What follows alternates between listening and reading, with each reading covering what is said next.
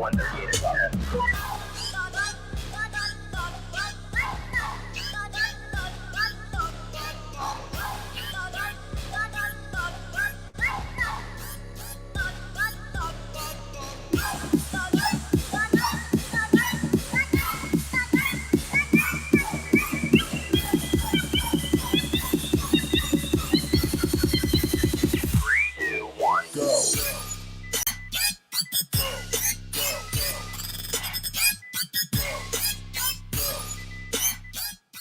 Hello, everybody, and welcome to the Paranormal Guyz.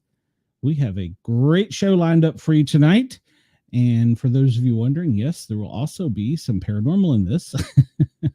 Welcome, Wendell. Welcome, Cheyenne. We miss you. I know you have to work. We're sorry. So let's get this out of the way real quick. WDJY, thank you for allowing us on your airwaves. We appreciate it. And also to Guyz Radio at guyzradio.com. We are live on the internet radio and Rainbow Radio. We appreciate your support.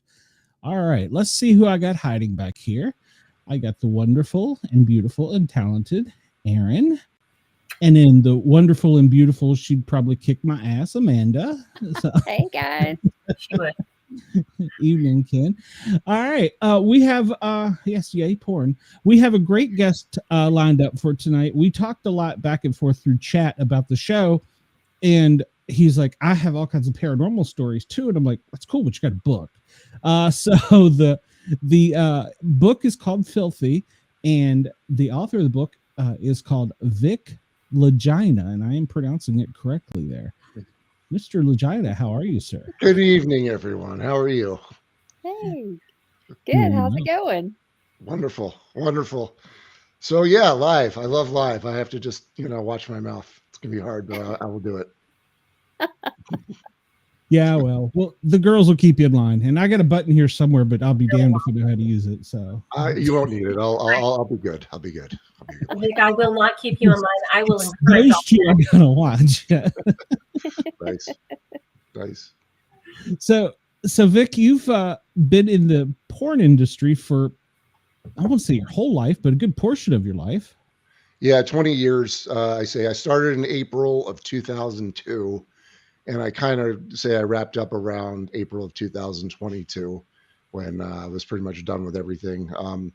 I pretty much nuked the bridge when I left porn because I really didn't want to go back to it at all. And with the book, I was very honest and straightforward, and probably pissed a lot of people off, at least those who have read it. So yeah, we could talk about whatever, and I'm happy to. Wow. Well, you didn't start out intending to go into porn. You had another career path ahead. I mean, most young men would like to go into that in some way or fashion, but yeah, my degrees, I have 2 degrees in TV and film production, which is too many anyways. But I basically always loved movies as a kid. And when it came time, I went to undergrad at Syracuse University, and I was undecided. My freshman year, I decided, okay, let's try the TV and film production. And Syracuse has a really good school called the Newhouse School, and I had a good enough GPA, and I got into it. So it was fun. After that, I moved to Florida to thaw out because Syracuse is just so damn cold, and was working as a production assistant for a corporate and commercial video company. And I started as a PA, then worked my way up to an editor and then a producer. All of these skills, which I put in use in a very dark and mischievous way years down the road. I always tell my boss, like he's like the Obi-Wan to my Darth Vader, because he kind of showed me how to run a legit business. So, well, what got you started in it? Did you? So it always starts with a woman, doesn't it? When I was living in Florida, it was a comfortable lifestyle, but it wasn't fulfilling. I wanted to make TV shows, and I wanted to make movies, and I wanted to do all that stuff. So when I was doing a gig down in Jamaica, we had brought a bunch of models down, and I wound up hooking up with one of them. And then she said, I'm leaving Miami to go to LA. So maybe you should come with me. And I'm like, okay, I'll come with you. And so I did. And, it was one of those deals where the attraction was really strong. The sex was really good. We were actually born on the exact same day, year, everything, which, we were like, oh, that's so cosmic. We're meant to be together. But it probably meant, don't be with this person because it's just terrible. It's just not going to work out. But yeah, when I got there, the first day I moved in, she dropped the bombshell that her dad murdered her mother. And I was like, should I go back into my truck and drive back to Miami? But myself was more like, no, she can't help what happened to her. Just be a good dude. But it was a struggle from the beginning. LA typically is. And I was basically I couldn't really find work there because I was more of a producer, and all the jobs were for much lower than that, either interns or everything else. So I would just figure out ways to make money, but eventually it was just getting pretty bad that I answered an ad on adultstaffing.com. And that's what set this whole tale into motion. Yeah. There was a guy, a Mexican with a speech impediment, who was looking to make a porn movie. And I answered the ad to be his director, and I BS'd him. Sorry, caught myself there. I BS'd him into saying that I could do the job, which I was able to do. But it was that was my first day on set, which was directing 4 scenes for this guy. Ron Jeremy happened to be one of those guys that day that I directed on the last scene of the day. And I remember just the day itself. I guess it was when the owner of the condo started, I guess it was maybe someone in there was smoking crack.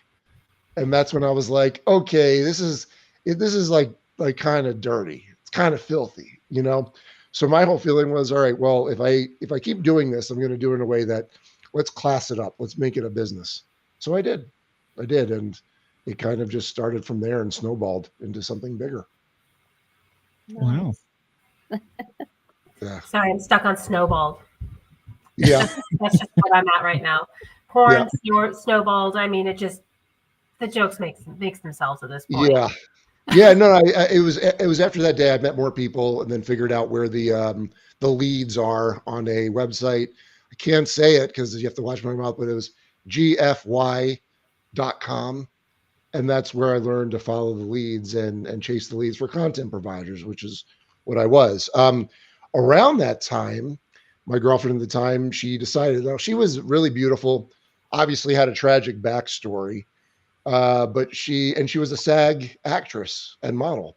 So she was working all these gigs. But then she decided she wanted to stop working because she wanted to be a white female rapper. And I thought it was a great idea. Yeah, all the faces all the same time. We're like, what? Yeah. Well, you have to understand, this was like around 2002. Eminem was huge. They were looking for the feminem, is what they called her. And I looked at it like, okay, well, she's pretty. She's got the story, so she's got the street credibility, but can she rap? And she was actually okay, competent on the microphone. She could spit, as we called it. But I wound up funding her first demo on my credit cards, expecting this to be like, this is going to be the big haul. We're gonna do really well here. But then what I realized 20 years later, when we were in the pandemic and I was re-looking at videos of her that we had shot of her rapping, the one thing I just couldn't I noticed at that point was she just wasn't very likable. You just saw her and you were just like, I don't like that person. You know how that is sometimes, where you just don't get a good vibe. And she was roundly rejected by the Black community because they saw her. They're like, oh, hell no. Like, that was pretty much it. So it didn't really go anywhere, but I was about $30,000 in debt. And that's when I went back to Florida because I knew that I had options in Florida. And we were both going to work and get back to LA. Well, she didn't work and I was working 2 jobs, and she was basically, I was drowning. She was on my shoulders while I was drowning, kind of pushing me down. But what wound up happening was after she left me, because I was such an unbearable person to live with, that is when the business took off. This was around 2004 going to 2005. And I wound up getting myself out of credit card debt in 10 months. But then I had this booming business. And the question was, where do we go next? Do we stop now? Or what's behind door number 2, Monty? And so I went behind door number 2. And around the time when I was in Florida was when I met the guys who would eventually become Brazzers. And they said, we are ready to level up. But when we were in Florida, the talent wasn't as professional as you would find on the West Coast. So they said, if you can tap into that market, we will keep you very busy. So I pulled up stakes and bought a house in Vegas, a house at the peak of the market, almost, in a house that I had no business buying. What wound up happening was these guys eventually became Brazzers, and they took over the entire porn business. Oh, yeah. Yeah. Wow. And you were their start. That's pretty cool. One of the guys, or I was one of their producers for sure, but I was their workhorse and they kept me very busy. And so when I got to Vegas, I hit the ground running with about $8,000 in my account in a house that was worth, I mean, the mortgage alone was about, probably 2 to 3 times, or let's just say that the mortgage was about $4,000 or $5,000 a month, and I had about $8,000 in the bank. So it didn't add up. The truth is that I shouldn't have bought this house, or I shouldn't have been able to buy this house, but that was the time when everyone was giving away these mortgages, and I should have lost this house. But fortunately, I had a job that was paying well and keeping me very busy. Were you using the house as part of your business at that point? Yes, that was the whole point. They wanted to shoot, and we had to find a house that was that we could change up the looks and do everything. And for about 15 months straight, I was shooting here. I had a back casita, which was my studio, where we had bought doctor's tables and student desks and doing all these things. Like, can I say tits? Is that okay? Tits is okay. Well, yeah, when they started launching Big Tits at work and Big Tits at school, having that studio in my house was worth it. But then, shooting porn in your house, it could get gross at times, like when you buy when you grab a handle that has lube all over it. Right. Yeah. You're like, okay, this is gross. And then the worst is when you're sitting on a toilet that has someone's oiled up butt cheeks that were sitting on it. Yeah. You sit on that. You're like, okay, maybe it's time to get the porn out of my house. But for 15 months, I was shooting here about 8 shoots a week, and it was very busy around that time, but it blew up. They became a household name. Yeah. Wow. Is it the house you're still in, or? Yes. Okay. Yes. Yeah. No. Fortunately, the business was good enough where enough of my quick snap decisions I was able to solve the problems because I was making money, and I was able to pay my way out of it. Fortunately, but the business, it changed over time. Went through 3 different ownerships when I was there. Some of them had more respect for their producers than others. That was lost by 3rd ownership. And that's where I think, towards the end, that's where I was like really drained and done after 16 years in Vegas, working for people who turned out to be scum, to be honest with you. I don't know if you know much about Pornhub or the people who ran it, but there's a whole book called Takedown that I read, and it filled in a lot of gaps of who I was working for at the towards the end. So the ending, I was okay to be done with it. Yeah. Yeah. That's understandable. I mean, you get burnt out doing anything, Yeah. I was burned out not only from the porn business, but production in general. I mean, production is a young person's game, and it's already chaos. Now you throw sex on top of it and trying to, do all the things that the company is asking you to do, all the ridiculousness on top of, oh yeah, 2 people have to have sex now. Sometimes 2 people, sometimes 3, 4, 5, 6. It just didn't matter, but chaos. But I was good at it. I was good at managing the chaos. Yeah. But after a while, it was just not worth it anymore. Yeah. Yeah. It sounds like you were also treating it like a business. So you had boss hat on one side and then entertainer hat on the other side. it was always business, except for like, on our own time, if I actually found like synergy with someone. But generally it was like, people liked working for me, even though they were leaving LA to come to Vegas to shoot, because they knew at the end of the day, I just wanted to get done to come home to my dogs. And they knew that there wasn't going to be messing around. We're not going to be screwing around. I wasn't some producer that loved to be around porn and porn chicks. It was like, no, this is a way for us to get money. And let's all do this in a way that is safe, where everyone feels like they're in a safe space, that it's all consensual, that it's not slimy, because, that crack smelling condo on my first day really set the tone of what it shouldn't be. So my whole thing was, let's make this as legit as possible. And it served me well over those 16 years out here. It's so easy to get wrapped into the drugs and the bad side of that when you're in that industry. Oh, I did. I did. Yeah. Yeah. Yeah. Yeah. There's like, so my book is broken up into 3 parts.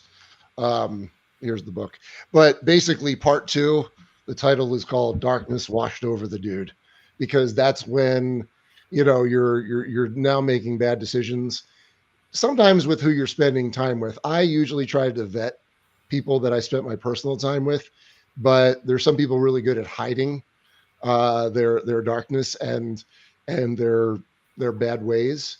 But yeah, I started, just doing a lot of cocaine around 2010, 2011. And I'm not someone with an addictive personality, but the white devil got her claws in me and good. But I was doing it for, pretty hard for about 3-4 years. And after a certain point, I guess that was when I started writing about it all. When I realized that I'm not making the best choices and maybe we should start turning a corner. And so I eventually, weaned off of that and everything else. So yeah, that's really hard. I mean, if you work for any all-male studio, sorry, Amanda. No, that's okay. That's a good question. I do address this in my book. So I was offered, when actually I probably had the least amount of money to shoot, gay porn. This was in Florida. And even though I could really use the money, I said no, because number one, I'm not gay. And number two, I don't watch gay porn. So I don't know, like, it's almost like if you're going to take money from someone for a job, you should do the best job possible. So I felt it was like, I was the one honest dude in porn that was like, I'm not going to just take your money because I don't think I'm going to give you a good product. So I never did it. I just, nothing against it, obviously, but why would I? There's so many other people that would shoot it better than I would. So they should be the one shooting it. it's like going in to do a brain surgery when you're not a brain surgeon. Right. Exactly. Pretty much. But it's one of those things. I look at it and I say, I'm obviously not a gay man, but I know what tingles the happy places, and sometimes that works for me. Mm-hmm. Just like, for men, women on women things works. Right. So, I mean, where's yeah, that's not uncommon. I've heard people that, straight women, like, I love watching gay porn. Absolutely. Yeah. It's fantastic. Yeah, I mean, you're not alone on that one. I've heard that before, for sure. I mean, that's I read like fairy porn books. I read a lot, and I mean, I watch my shows now and then too. And one of the things that always, sometimes helps, like I was watching one show and it was all about gay men and stuff, and it wasn't even a lot of sex, but it was just that anticipation and the tingle and things like that. And I don't actually think you have to be gay or anything like that to understand that chemistry and that feeling that can come across.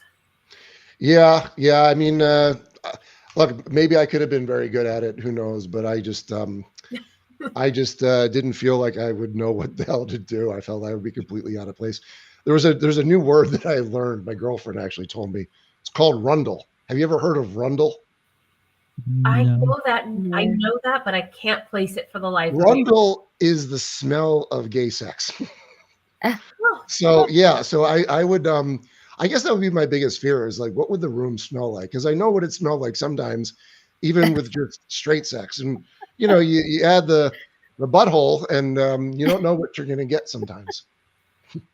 Is it really all that different from anal sex if it's male on woman, male female porn though? Well, sometimes you have messy days. Sometimes the woman doesn't know how to prep, or perhaps ate the wrong thing, or perhaps drank too much coffee. You have those kind of days. Yeah, I detail a lot of this stuff in my book, and some days you really like the people who watch it don't really fully understand how disgusting it could be at times. Yeah, I honestly, as somebody who fears that end of things, like it's a thing, I can't do it. No. Yeah. But I never really had the Rundle smell with boy girl anal scenes. What you would happen sometimes is a woman who just doesn't know how to be properly have proper hygiene. And yeah, those are like that's when you earn your pay. You're having a hard day that day. Yeah. I mean, not just as the producer, but as the male actor with somebody who doesn't know how to prep down there. Mm-hmm. Oh, no. Well, there's also there's a catch-22. So the standard procedure with hygiene with girls is always douche. But douching is not good for the chemistry set that is known as the vagina. It throws the pH off completely. So what they're doing is actually making it harder and keeping that imbalance. So it's a vicious cycle. Yeah. I talk about it in the book, like what you should do. It's, a healthy diet, like probiotics, prebiotics, good gut health, and, frequent hygiene. You do that and you're probably going to be okay. I'm just still stuck on the Rundle thing. Yeah. Yeah.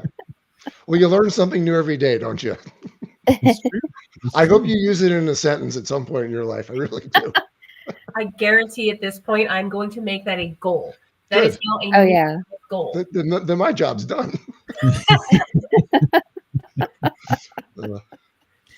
Oh gosh. So what are some of the things you wanted to come out with in your book that you can tell us about? What are the things that in the book?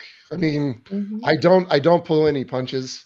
One of the things that it was important to me, and this is why I put this book out on my own, was because I didn't want a publishing house to edit me. There were certain things I needed to say. So I'm brutally honest in the book. And I cover everything. My life in general, especially when you're trying to date while you're in the porn industry, I look, my girlfriend, and sometimes I sit and watch this with her. Like, some of these reality shows are such train wrecks that you can't stop watching. But my feeling was, okay, would my train wreck of a life, especially when it came to dating, would it be enough to sustain a book? And I didn't think it would. So I did a lot of side topics. I talk about those in the industry who died. I talk about, there's 9 lessons of Vic Lagina's School of Porn that basically, if you want to know, if you're a performer and you want to know, or you're a performer wanting to go into the business, read those 9 chapters, because it'll inform you on how to conduct yourself, how to deal with hygiene, how to deal with the fact that, you're going to be dealing with a lot of people who are going to judge you. And, I had so many people ask me, how do I get into porn? I'm like, sit down, have a seat. And I literally take them through it. Because I asked them, I said, are you okay knowing that you'll probably at some point get an STD, whether it's gonorrhea or chlamydia? There was, even recently, they had to start doing swabs of the throat and the anus because things linger there too, and it doesn't get detected in a urine test. Yeah. So, and I would say you're likely going to at least be exposed to, maybe even contract herpes. And they'd be like, you don't test for herpes? They're like, no. Well, why not? Because probably there wouldn't be anyone left in the talent pool. I mean, that's just the reality of it. Herpes is in a lot of people's bodies as it is. So when it comes to the book, I really wanted just to be honest and write really impactfully. And you can't do that if you have an editor saying, you have to change this or change that. Right. So there's a lot in the book. But it's also, look, the reality is my trajectory was an interesting one because I, did a huge gamble by coming to Vegas, buying a house I shouldn't have. By all accounts, I mean, I really should have crashed and burned and probably have really bad credit right now. But the truth is that, I worked really hard and I kept my bosses happy. So I was able to get out of it. But that doesn't always happen. And it certainly doesn't really happen in the industry now because things have changed so much, especially over the last 5 years. Yeah, definitely. Yeah. Do you talk about your family in the book? What your family thought about you doing this? Sure. So when I mentioned to my father, this is when I was, struggling in LA. And I said, look, Dad, I might, get into, directing porn, going to the adult industry. He's like, look, I have no problem with it. I have no problem. It's a legal business. You're not breaking the law. You're putting your degrees to use. He's like, but don't be in the movies. That was his one stipulation. Don't be. He's like, I don't want to see you on the screen. And I thought that was fair. But the truth is, I never had a desire to be a porn star. The opportunity was there. It really was. I could have easily done it. But sometimes things should be left for yourself, and that's how I always stuck with it. So I never did it. But I kept it quiet for a while too, until after a while, I just didn't care anymore. Like if people would ask me before, what do you do for a living? Oh, I'm in corporate and commercial video. Oh yeah, well, who are you working for? And then I'd have to come up with all of these stories that I have to make up because, just to cover this lie. Certain point, you're like, I'm a porn director. And either they're like, I have so many questions, or they're like, ew, and the conversation's over, which is cool because I didn't want to talk to someone like that anyway, Right. Yeah. I mean, how often did you encounter somebody, when you came out with that, hey, I'm a porn director? Was there anybody ever who came out and just was like, cool? And then the subject was done. Well, if they said usually cool, if they didn't say anything else afterwards, it usually is because they, inside were probably repulsed. But there was others who usually when I would tell someone, they're like, I have so many questions. And that was really it. Like anytime I would tell people what I did, they're like, okay, stop. And then sometimes I would have literally, 8 or 10 people just staring at me, like asking one question after another. And that got me to the point where I might as well release a book about it. And then if they have questions, scan the QR code, buy this, read it. It'll tell you everything you want to know. So, Yes, you just need a shirt made with the QR code on it. well, I have that right here. There you go. Yeah. I actually bought it, and it's kind of funny. So usually I give stickers to people, but the shirt is actually pretty good. So nice. Do you have it like on your car? No, I didn't wrap my truck. I don't do it like that. So for me, the total experience was more like let's sell books organically by talking about it, telling people about it. Yeah. Because there's a lot of people from the industry, like performers, who wrote their books. And I mean, not to sound like can I say dick? Yeah. Okay? Not to sound like a dick, but I think their stories are very one-dimensional. You know what I mean? Right. But for someone who was working for the company that took over the entire porn business, there's a little bit more of a dynamic. And I had a front row seat to all of it. And I saw this big monster grow. And, a lot of people, they love the tube sites. I'm not a fan of them at all. I actually think they need to be regulated more, which, I think puts a lot of people not liking me. But I think there's a whole issue here with age verification. That's why in a lot of states, they're blocking access. And I have opinions about that because, back in my day, when you wanted to get porn, you had to present an ID. You had to go to the area and, it's like buying cigarettes. It's like buying booze. It's recommended for adults. Whereas if you have a tube site where you can just say, are you 18 or older? Yes, without proving it. Well, okay, then anyone can do that. And people are getting access to really graphic things at a very young age. And it's changing a lot of things. So I don't think the age verification's bad. I think if anyone was consuming porn anyway, and they're joining a website, you got to put forth your credit card. You got to give your information. their whole argument about it being an invasion of privacy and misuse of information, I think that's a crock. I think it's more because if anyone goes on Pornhub and they have to prove their ID, their traffic will drop even further than what it was after they purged all their content in late 2020. Right.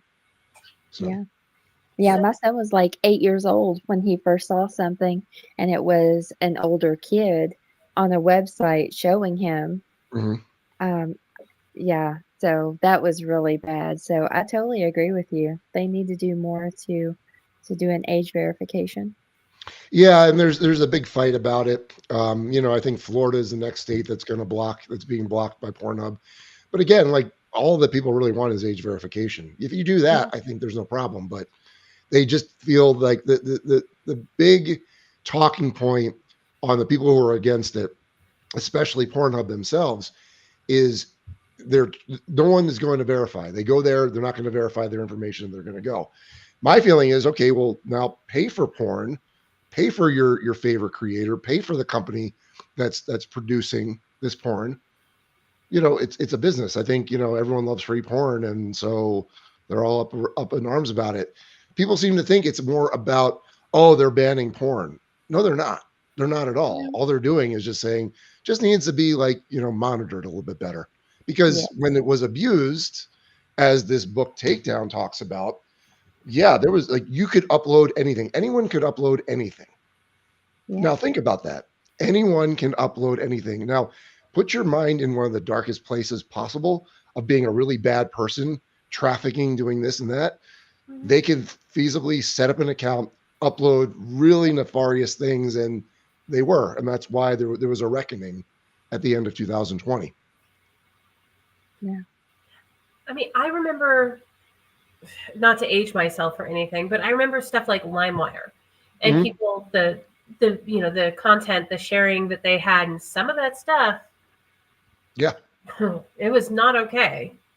Yes, but I mean, you had to it seemed to be like you would have to do a little bit more rather than just click, okay, yes, I'm over 18 years old, and then you have access to everything, and literally everything. I mean, because there's so many different niches of porn on these tube sites.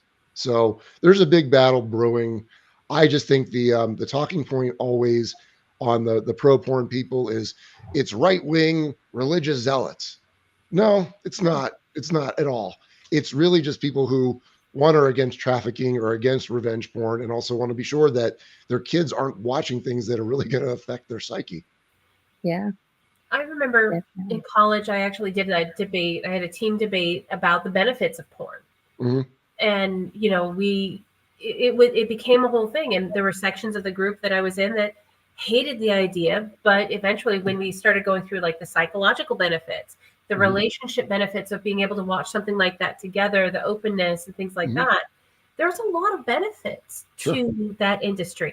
Yes, there's some really shady practices and there's some really bad things, but it's not just the religious right-wing zealots. It's a lot of people who just don't understand that there's a lot of pluses to it as well, and they're not seeing the benefits that exist. One of my good friends was always bugging me for my password for Brazzers, so him and his wife could make love to Brazzers. And I was like, hey, if there's not proof that this is actually used for a healthy, positive thing, I'm literally one step away from that message that you can actually use it for good. So, yeah. If somebody comes out and says, hey, porn, if somebody like you were to say, porn is good. It's not, if it's done the right way, it's age protected, age verified, and all of that. It has its benefits. Sure. I absolutely would 110% stand behind that. And I'm in my 40s, and I'm supposed to be those, part of the religious zealots or whatever at this point. I'm not, but I'm supposed to be. But right. There's so much good to it. Yeah. Yeah. No, I mean, listen, it's not always a how-to guide. If I were to lead with something to say to guys, hey, your finishing move, it's not automatically a facial. Okay. It just isn't. Yeah.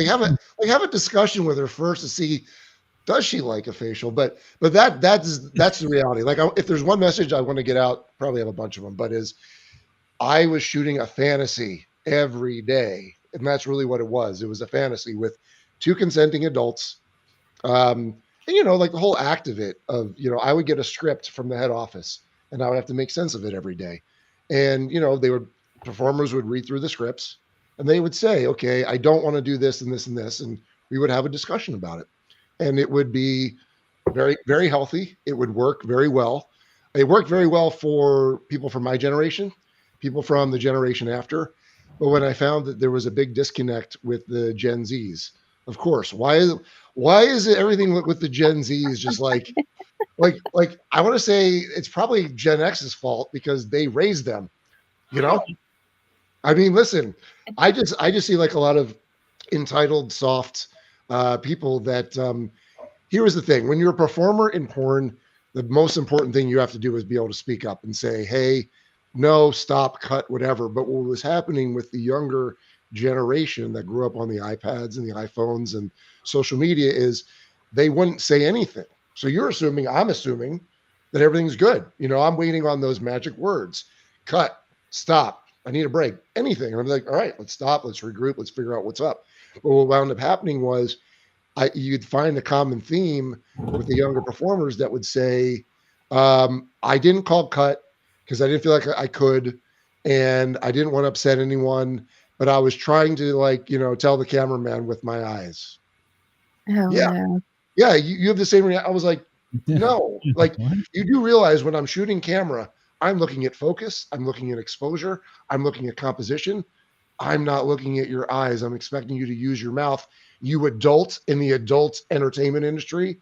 But what was happening was, that it was working so well until the company started validating the performers and saying, we should ask why they're not speaking up. And my thing is, no, you should be saying this person doesn't belong in porn right now until they actually learn, the conduct. Part of it is there's honestly, having raised Gen Z and others, part of it is they're so litigious. They'll look for almost anything to get to that point. Yeah. Oh no, you are responsible. You should be able to see what's on my face, with the exception of can I say jizz? Jizz. Yeah. No, like the rules no longer made sense to me, and that's where I was like, it's been great. I've made enough money. I've made enough moves that when the time was to be done with this, I would be okay with walking away and not looking back. If I wanted to go back, I could, but I just wouldn't feel comfortable doing it because, the mental health of some of these individuals is very questionable. So you're asking them to have sex on camera. That's like holding a bomb in your hand, like a time bomb that could go off at any moment. So that's where I was like, I think I'm done. And I'm glad because I probably might not still be here with, all the drugs I was doing that could be laced with fentanyl, and that in some ways I look at it like COVID. COVID was the catalyst which ushered me out of the business. And I'm grateful for it because if I kept going, I don't know if I'd still be here. I mean, that's the honest truth. And that's one of those questions I was going to ask you. How did COVID impact what you did? I mean, for the rest of us, we couldn't even use the toilet without face mask and body suits and stuff. How did that impact you?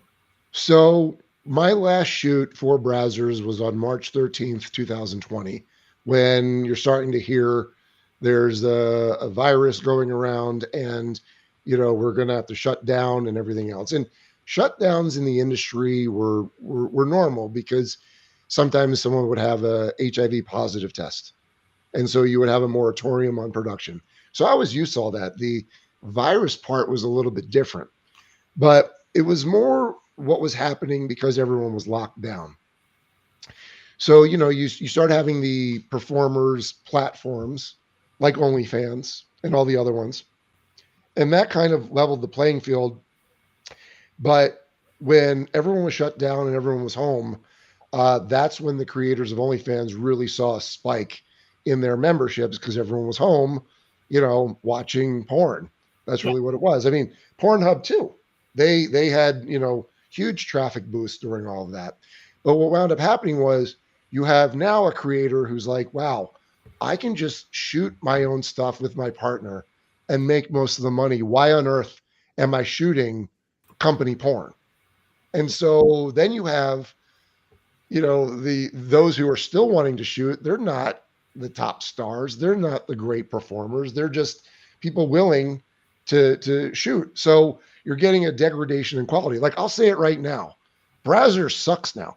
Sucks because it's not what it was. It's not what it used to be. So I look at it, I'm like, you're dealing with sometimes, they have some of the top performers because they put them under contract. But for the most part, you've got a lot of younger performers that don't know how to perform, that are green, that might have a big following. It wasn't about the whole act of being a strong performer. That used to be something that people aspired to be who were in the porn industry. Now it's just a bunch of influencers that are willing to play with a penis on camera. And so the talent pool like really swelled up. So that's where it was. But when it came to shooting during COVID, I mean, they figured it out. They did, the COVID testing and doing all that and more frequent testing and everything else too. But I looked at it like this job was already difficult. I don't want to deal with a situation where now you're dealing with even more insane testing and now you're dealing with very fragile performers. So for me, it was time to go. It's time to be done. That makes sense. So what are you doing these days besides writing? I don't really have to do anything. That's the beautiful part. Yeah. So my thing was I didn't get married and I didn't reproduce, which was able me to leapfrog into retirement a lot earlier. Like half the money I made was through porn, but the other half was through real estate and buying and selling real estate. So I'm okay. I wake up every day. I hang out with my dogs. I hang out with my girlfriend. I get better at the piano. I read, and then, market my book and trying to figure out what comes next. It seems like people want me to write more. They want to hear more stories. And with, 3,792 scenes under my belt, there's definitely still gold in those hills. So that might be what comes next. Yeah. Awesome. Yeah. One question I have as a firefighter paramedic, did you ever have to get the paramedics to come to anything? So interesting story. So my first year shooting in my house, there was a girl, I talk about it in the book. It's called the G hole, right? It's the chapter about the G hole. And this girl, she was in Vegas for a couple of days. There was a few anal scenes going on. And this one shoot, it was a lot of baby oil. I learned to hate baby oil over time because there was just so much baby oil. And mopping up baby oil off my wooden floors after a day shoot, like that got old pretty quick. It's like glitter; it never goes away. Right. It's like like the herpes of oils, basically. But the reality is that my makeup artist does her makeup. She leaves, so now it's just me and the male talent. And I say male talent, I use that word loosely because this guy was like a 200. This was before Brazzers blew up, like right before it. So we were dealing with like $200 guys, and you get what you pay for. But I'm shooting this girl and we're doing the whole tease thing, and she's got baby oil, all over. And then eventually she goes to like against the wall, and then she slides down the wall. She was like giggling before that, but then slides down the wall. And me and the dude are like, what's going on? Now he was in the military. So right away he picks her up. We go straight to the shower. He turns on the water. I hear her go, ah, and then he tells me later that she was like lapping the water, like licking it like a dog, and then he like puts her on the ground and then covers her with a towel. And I call her agent. And I'm like, dude, your girl just passed out. He's like, okay. He's like, is she breathing? Yeah. Is she turning blue? Yeah. Is she turning blue? No. Okay. Well, I'm assuming you don't want to call 911 and have ambulances like in front of your house. And I'm like thinking about it. I'm like, no, I don't, because then you have a stretcher of a oiled up porn chick like being loaded into a. That's not going to go over well with my neighbors who were already not liking me at that point because they knew what was going on in my house. So I said, no, she's fine. She's fine, and I don't want to call 911. He's like, well, keep an eye on her. Let me know if anything changes. And we did. And eventually she woke up, and my makeup artist, who I brought back to the house because I didn't want to have a passed out poobah on the floor with two dudes, like that just reeked of like, this could go very bad. So I brought my female makeup artist back, and she kept an eye on her, and then rolled her greasy self like to the airport, and she became Southwest problem at that point. But at that point, I was like, okay, we have to enact a very strict drug and alcohol policy because I don't want this to happen, especially under my roof, because that's bad. But otherwise, no. I mean, my one production manager, he almost cut off his hand with a handsaw, but I called the paramedics at that point because there was a trail of blood leading to the bathroom where you would normally find the corpse if you were watching like a horror movie. But what? How? Sometimes you're cutting stuff like paneling or trim for anything, and he cut his arm. And I never was really freaked out by gore or blood or anything like that. But when he had the towel on his arm, I said, all right, take it off. I need to take a look. And I saw it. I was like, yeah, you've got some nerves and you got some bone there. All right, let's call 911. Yeah. And I mean, everything was fine. He was okay. But, that prompted a visit from OSHA. And, you have all those problems. Yeah. So how do you explain that to OSHA? So we were doing a porn set, and well, here was the thing. So I had 2 studios over the course of my career. After I was done with shooting in my house, we rented houses, and then we were at one house for about 15 months, and I was getting the feeling that we were being watched. And shooting in houses is a very gray area. So I got us to a studio because shooting porn is legal in Clark County, Nevada. Yeah. You just have to get the proper license, and you have to be zoned properly. So that's why I found it. So anytime there was any issues or anything, we have a license here. We're allowed to do what we're doing. So we never shied away from the fact of what we were doing because we were allowed to do what we were doing. Yeah. It's interesting. I can imagine the OSHA inspector coming out for that. So yeah, no, there was a lot of things. Like a lot of times too, porn attracts not really the best people who come for their own nefarious reasons. And when things didn't go well, if they had to get fired or I had to let them go, as a way to have some retribution, they would call OSHA on me, and I don't have to deal with OSHA. And they would always say things like, oh, they would make complaints where I knew where it was coming from, but they would say things like, the exit door is blocked by things. The electrical panel is blocked. They would have all these charges. What wound up, I got dinged with was the first studio was used previously for monitoring progressive slots at a casino. So there were a lot of electrical sockets. Well, they nailed me for the very serious, very dangerous crime of not having a wall plate on one of the outlets and having something plugged into it. Yeah, that cost me $3,000 right there. But yeah, they find a reason to when they come out to justify themselves. A wall plate is like $6. Like, just let me buy the wall plate. Yeah, no. That's how it always went. And I had 2 employees who called OSHA on me, and every time they would find something that had to do with the wall plates. Every time. Oh my god! Because there were so many of them. I would have started checking every single wall plate.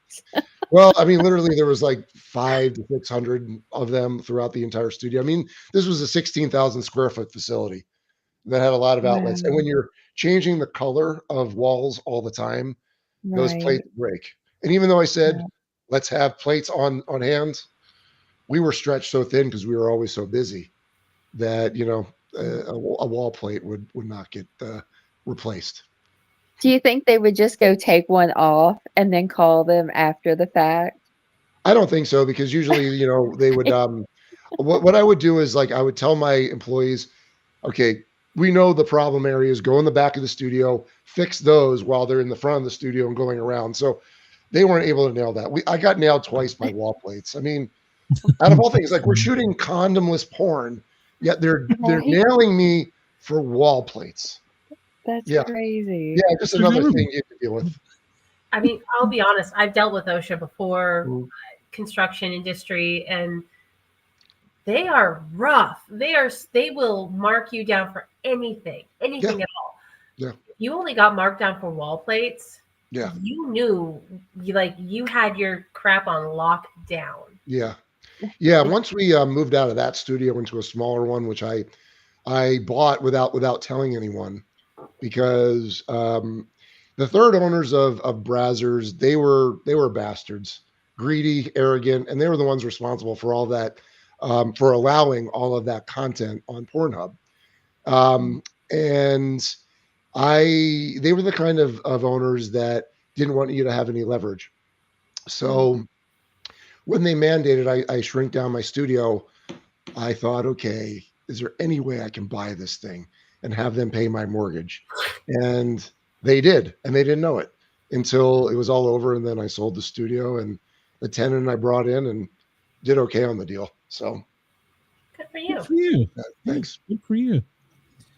Yeah. Well, we talk about OSHA with the fire department. When they come in for us, they nail us for everything. And you'd think, yeah, your public safety. They're not. No. That seal in your breathing mask is 10 years old. Well, they all knew. Yeah. So yeah. They have no soul. No. I think really they have a mandate that if you're on a call, you got to find something, anything. Yeah. Now, I will say, as a paramedic, the only calls I ever ran was like at strip clubs. And when we would go in there, you'd get like 2 engines, 3 ambulances, and you're like, what? And the dirty little behind the scenes is nasty, let me tell you. Mm-hmm. That's when the call goes out. Okay, everybody, I need your full PPE. Make sure you're covered every square inch. Yeah, I will say though, some of the best fights I ever saw was in the back room of a strip club. Really? We had one in our first 2. Yeah, they will cut a bitch over $1. So it's. Well, it's always interesting. Like, so I had to deal with cops from time to time. When I talk about neighbors, I always had a motto when it came to shooting in houses: is you're only as strong as your biggest a-hole neighbor. And that was always true. So if we ever, and they always asked us to shoot something outside, not sex, but a tease or something. And I would have to deal with it. Like the prologue of my book is when I shot a live orgy for the internet, a live show in my backyard by my pool. And I was really worried that, you've got 8 people having sex and doing all sorts of things like double penetrations and really screaming loudly. Okay, this is how the book starts. That I was going to get visited, and they showed up 15 minutes after we wrapped because my neighbor called for excessive profanity in my backyard. That was the reason. Now, something like that requires what? 1 cop, 2 cops, maybe. Always 3 patrol cars, always on calls on this. You were it never failed. Yeah, you got red flagged. Sorry, hun. Yeah. Well. Yeah. I gotta say, if I could, I would jump the call as a paramedic on an ambulance. And be, oh, we're closer. You're on the other side of the county. We can get there. I'm gonna get there faster than anybody else. Just watch and see. Yeah. But I mean, it always worked for me. They would run my IDs because I literally, besides all the drugs that I've done, I'm a upstanding member of society. I pay my taxes, I pay all my bills, I've got excellent credit. So they would run my ID and realize that I'm a good guy, and that when they raided the orgy, the live orgy, I just told them it was a party that got out of hand. But when they came by again, this was like when we were shooting. It was Kiss of Sins and Romy Rain, and they were doing some kind of car wash thing with white t-shirts on and with the hose. I mean, you get the picture. But there was a neighbor that was I could tell she was uptight, and so she called the cops. And so the cops came, always polite, and they really just didn't care what we were doing. They just wanted to be sure everyone was over the age of 21 or even at the age of 18. So they checked, and they were on their way. I always found that being polite always seemed to work and get them out of my hair. So I was okay. But, there was times when they would ask us to shoot in the middle of the desert, and we would do that. But, you go into certain areas in Vegas where, they're doing these ATV tours. Yeah. So here I am, and I had to have people on lookouts, all looking around, binoculars, making sure, that if anyone's coming, and if they did, all right, everyone, got to cut, and then everyone's got to cover up. But yeah, I used to push it, but at a certain point, I'm saying, you get busted and you become a registered sex offender. Well, it's not really worth it anymore, is it? So I just, after a certain point, I was like, I'm done with these outdoor in the middle of the desert things, no matter how great they look. Yeah, there goes the nice house and stuff. Yeah. I'll tell you what, let's take a quick break right here. Allow WDJY to get their commercial in. Everybody at WDJY, we appreciate you for tuning in. Make sure to tune in tomorrow night for hour 2. Vic is going to hang around with us for 2 hours, and we're going to get into some paranormal stuff eventually, but I think we all just had so many questions. WDJY, hang on, everybody else. We will talk to you soon. And now I have to hit a button. Yeah, I never know where the button is. It moves every time. Do you have to hit the button, or do you have to find it? Yeah, I should have been trying earlier, I guess. Let's get ready to rumble! I'm Miranda Maverick, and when I'm in fight camp, I never listen to the Sport Cat podcast. And welcome back to hour 2 of the Paranormal Guys, WDJY. We appreciate you for tuning in. Jurgs at Ross Radio. I do that every time. You do. Ross at jurgsradio.com and Rainbow Radio. We appreciate you for allowing us on. Hour 2, we have Vic Lagina, and we've been discussing, basically the porn industry and getting some good information. And, Vic, you said something as we were going out there.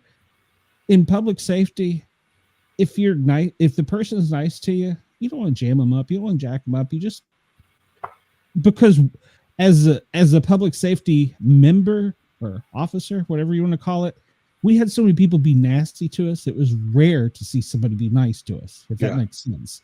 Yeah. And I would go out of my way. If you were nice to me, I would bend over, do everything I could to help you. But if you were a jerk, being courteous and respectful goes a long way in life in general. So that's always just been my MO, when it came to everything. Just be a transparent, be a straight up person. If you're going to do this, do it. Don't be shifty, don't be squirrely. And that's what also differentiated me from a lot of people in the business.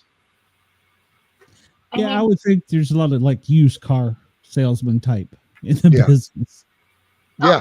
Honestly, if I got a call from somebody and they were like, hey, this person's doing this, so we had to go out and investigate, and they said, hey, look, I'm gonna be honest with you, I'm shooting a porn. Mm-hmm. I would be okay with that, as long as, like you said, everybody's of age and you're meeting all of the regulations. I'd be like, hey, they're doing nothing illegal, they're honest, they're not lying. It's a free country, do it. I will tell you a true story. Our fire station, I won't mention the number, but we had one of the most well-known clubs in Atlanta in our first due. So pretty much almost every weekend we'd end up out there for something. And we went out on a structure fire, and we were gone for several hours.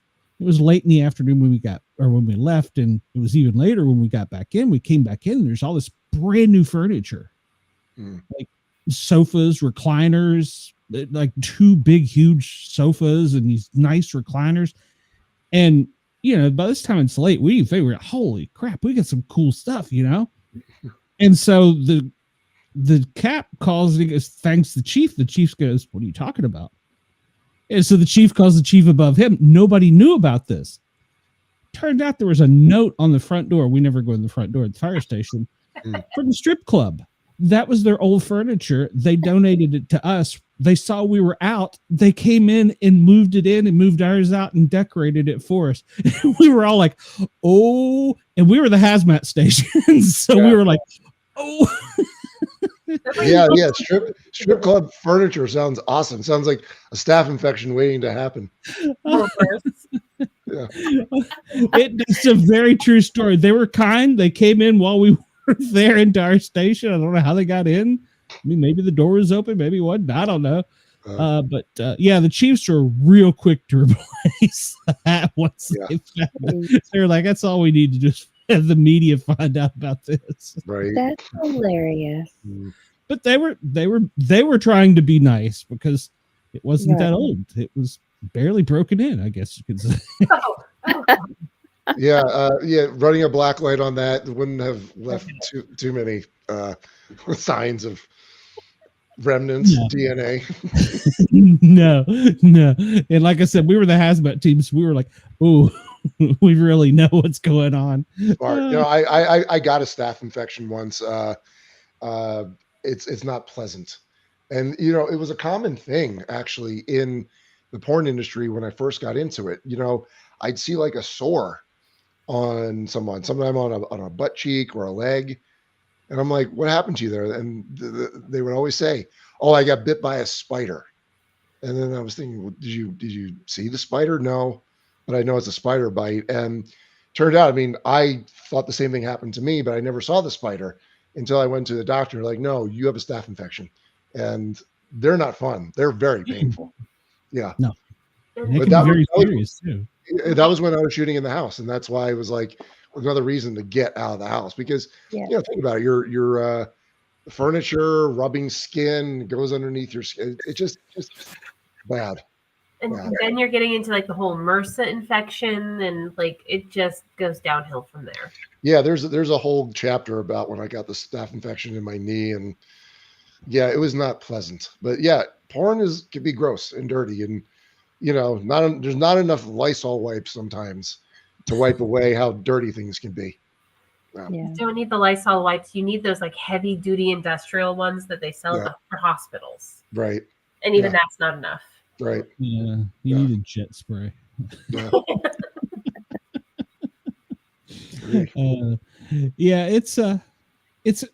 I also have been I'm a sports fan, and I've been a paramedic on several different type of sports, and they're nasty too. The impacts with each other, they will pee each other. Sports is a nasty thing too. And I always says that I was like, this is going to be cool, but once it's full contact or something, it can get nasty. And I was like, ugh. So it happens in MMA, happens in wrestling too. Staph infections are common in that end, but no. And then, here's the other thing too, when it comes to like, diseases and everything else. When I first got into the business, they only tested for 3 things every 30 days. Like that's how archaic it was until about 2011, 2012, when they started requiring 14-day tests, and they were testing for about 7 or 8 things. But then what happened was once the talent pool swelled so much because of OnlyFans, that's when you start seeing new stuff. Not really new, but something different. Mycoplasma genitalium was the latest thing. Yeah. And, I asked my doctor about that.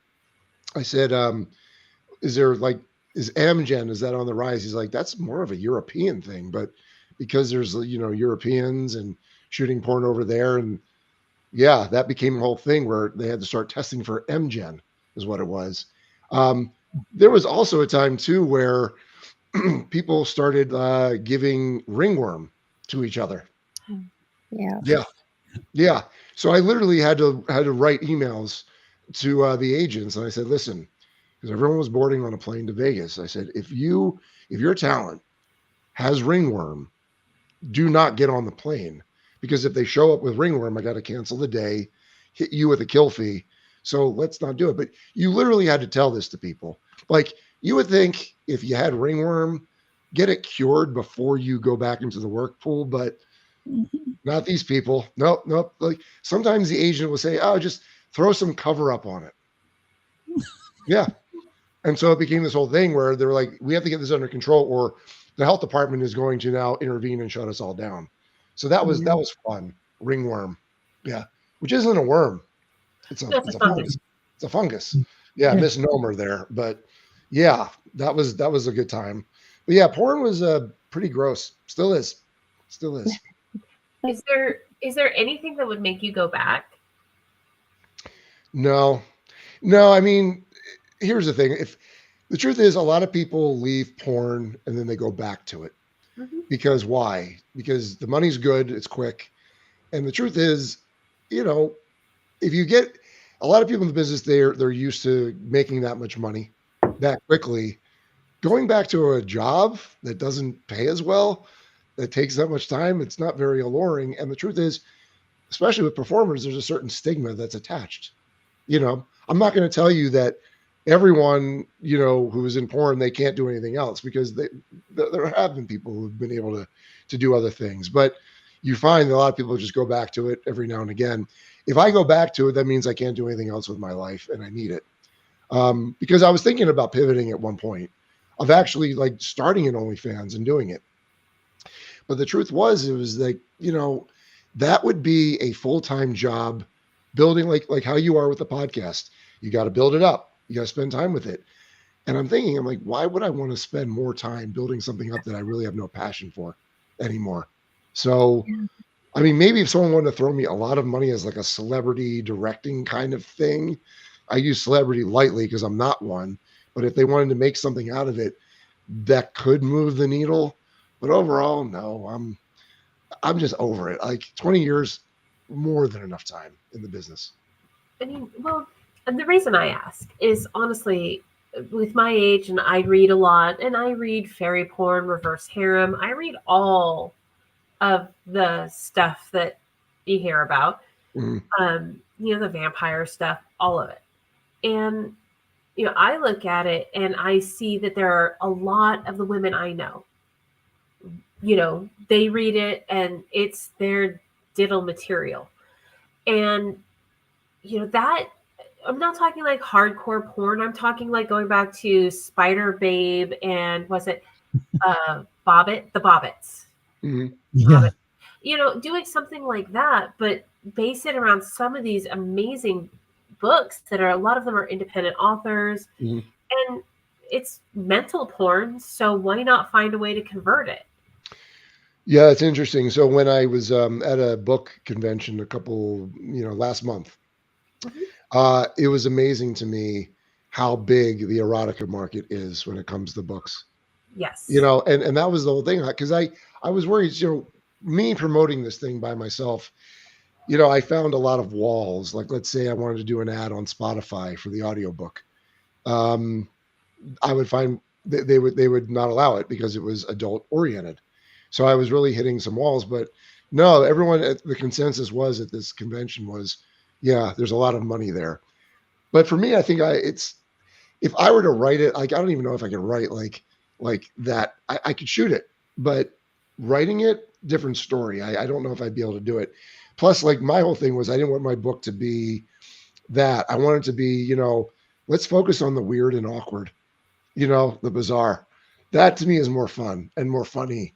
So that's what I leaned on. That's why I think if there's more, I'll probably wind up doing something along those lines, which is, just talking about what went on this day on set and just write like a bunch of essays all the way through, because I think that's what people really want to hear.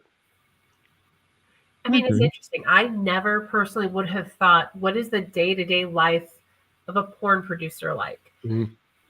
I've gone to conventions. I went to the erotica convention in LA a couple of times, and it was interesting. Yeah. Won a contest there. Tell you about it offline if you're at all interested. But and it was interesting. It was different. You kind of saw a different realm of it a little bit, kind of some of the back scenes, the behind the scenes stuff. Yeah. But I didn't understand. I didn't know what a day-to-day life was like. There's no behind the scenes, readily available. Yeah, well, that's the reason of the book. I mean, if you really want to know what it was like walking in my shoes for 20 some years, that's why the book is good for people, because you really get a sense on all fronts, from the dating side to what goes on day to day. I mean, the truth is, shooting porn on a daily basis, like, a lot of people would want to go check it out and see it, but when they saw it, they're like, wow, it's kind of slow and boring. It wasn't what I thought it would be, because it's work. It is a job. Yeah. And you have it's segmented. You get people signed in, you get 2 forms of ID, you get all that stuff, and making sure they're of sound mind and they're not under the influence of drugs or alcohol. And then they go through 2 hours of makeup, and then they got to do the pretty girl pictures. And then once you're done all that, then okay, you got to do the concept, the script, and you hope that the girl read her script instead of being on her phone in the makeup chair, which was like 50-50 a lot of the times. And then, you do pictures of them acting everything out. Then you do the acting part, and then you do the stills of the hardcore, and then you do the hardcore. And I'll tell you, the hardcore was usually the easiest part of the day and the quickest part of the day. But the actual leading up to that point, you're talking about 7 hours right there, like you're until you got to that point. And it's like a full day of work. It's not, OnlyFans is different now. Yeah, sure. You can just have sex and then put on your OnlyFans and that's that. But for what I was doing, the studio porn, yeah, there was a lot to it and a lot of ins and outs and a lot of specifications and a lot of mandates from the head office of what they wanted, because they had product that they needed to sell. And it was always just following the trends of what was being searched on Pornhub. So I have to ask kind of an off the wall question. Sure. What's with eye contact? Like, why does she go do her thing with her mouth and then she stares up at the camera? That, to me, as a woman, is very off-putting. I don't want to see your eyes. I don't care about your eyes. I want to feel the tingle down there and be happy as I'm watching my fantasies acted out. I don't need to know that you have eyes. Yeah, I guess it depends on what it is. You're dealing with like the POV side of things, and that kind of puts the viewer as the male talent, so the eye contact is important. I don't know. I'm spitballing here. I don't know exactly why it all is, but that's my guess. I mean, fair. I know, like I said, that was a random question, kind of out of left field. And for me, that's a turnoff. Like, if I'm watching porn and I see some girl going to town on a guy's, mm-hmm. I don't need her to turn around and make eye contact. And maybe that's okay. So he, up in the middle, says that's a guy thing. It's a thing for men. Mm-hmm. Where do you pivot then? Where do you find the porn for women? Because that's not a woman shot. That is not something that's, and no women I've ever talked to has said, I want to see some chick staring me in the eyes while she's going down on a guy. Right. Well, I think it's interesting now as you find that there's a lot more female directors and also directors who are also performers. So female performers. So maybe they're the ones that are shooting the porn that women want to see. Happens for a lot of the big companies. It's a good point. For it. Well, did any of this affect you? I mean, not just sexually, like with your relationships or anything like that, but psychologically. Sure. Well, the thing that I was trying to figure out is, besides, the I guess the energy effect of cocaine, why was I doing it? Because we were busy. Like, around the time I started really doing a lot of coke, it was we were outputting 25 to 30 shoots a month. So I mean, we'd be knocking out like a couple a day, and I would have multiple crews. And maybe I should have taken Adderall instead of just blowing lines all the time. But what I really figured out was, and this was when I was writing the book, especially when I focused on those who died and then reading up on them and why they died and how they died and reading their obituaries, the one common denominator I found in all of them was there was a lot of pain. And, they were in a lot of pain. And for me, I always felt people's energy. Walk into a room, you see someone, you can kind of get an idea, how they are. But what I didn't realize was I was feeling and absorbing a lot of their negative, dark energy. So what was happening? Do more coke, you don't feel that. So in that sense, it did affect me. Relationship wise, Well, I was relegated for a while of dating those within the industry, and that you have mixed results. I got engaged to someone I had shot. She was only in the business for about 6 weeks, but she was a broken soul, and I had felt that because of my life choice in being a pornographer for a living, I would have to make concessions on who I dated because when I tried to date, we call them civilians, right? When I tried to date civilians, they were interested, but then I was kind of a novelty for them. So then you're like, okay, well, either you have a choice if you can be alone, and a lot of people have trouble being alone, or you say, okay, I'll date someone in my business in the hopes that they'll understand where I'm coming from. They understand my life, but they didn't. And it was just dealing with their problems and their addictions and everything else. So I was I was making concessions until that relationship, the engagement, because so many bad things happened during that one. That was the relationship that I compared to all other future, like all my future relationships were at the effect of that one in terms of I'm never going to allow this much dysfunction again.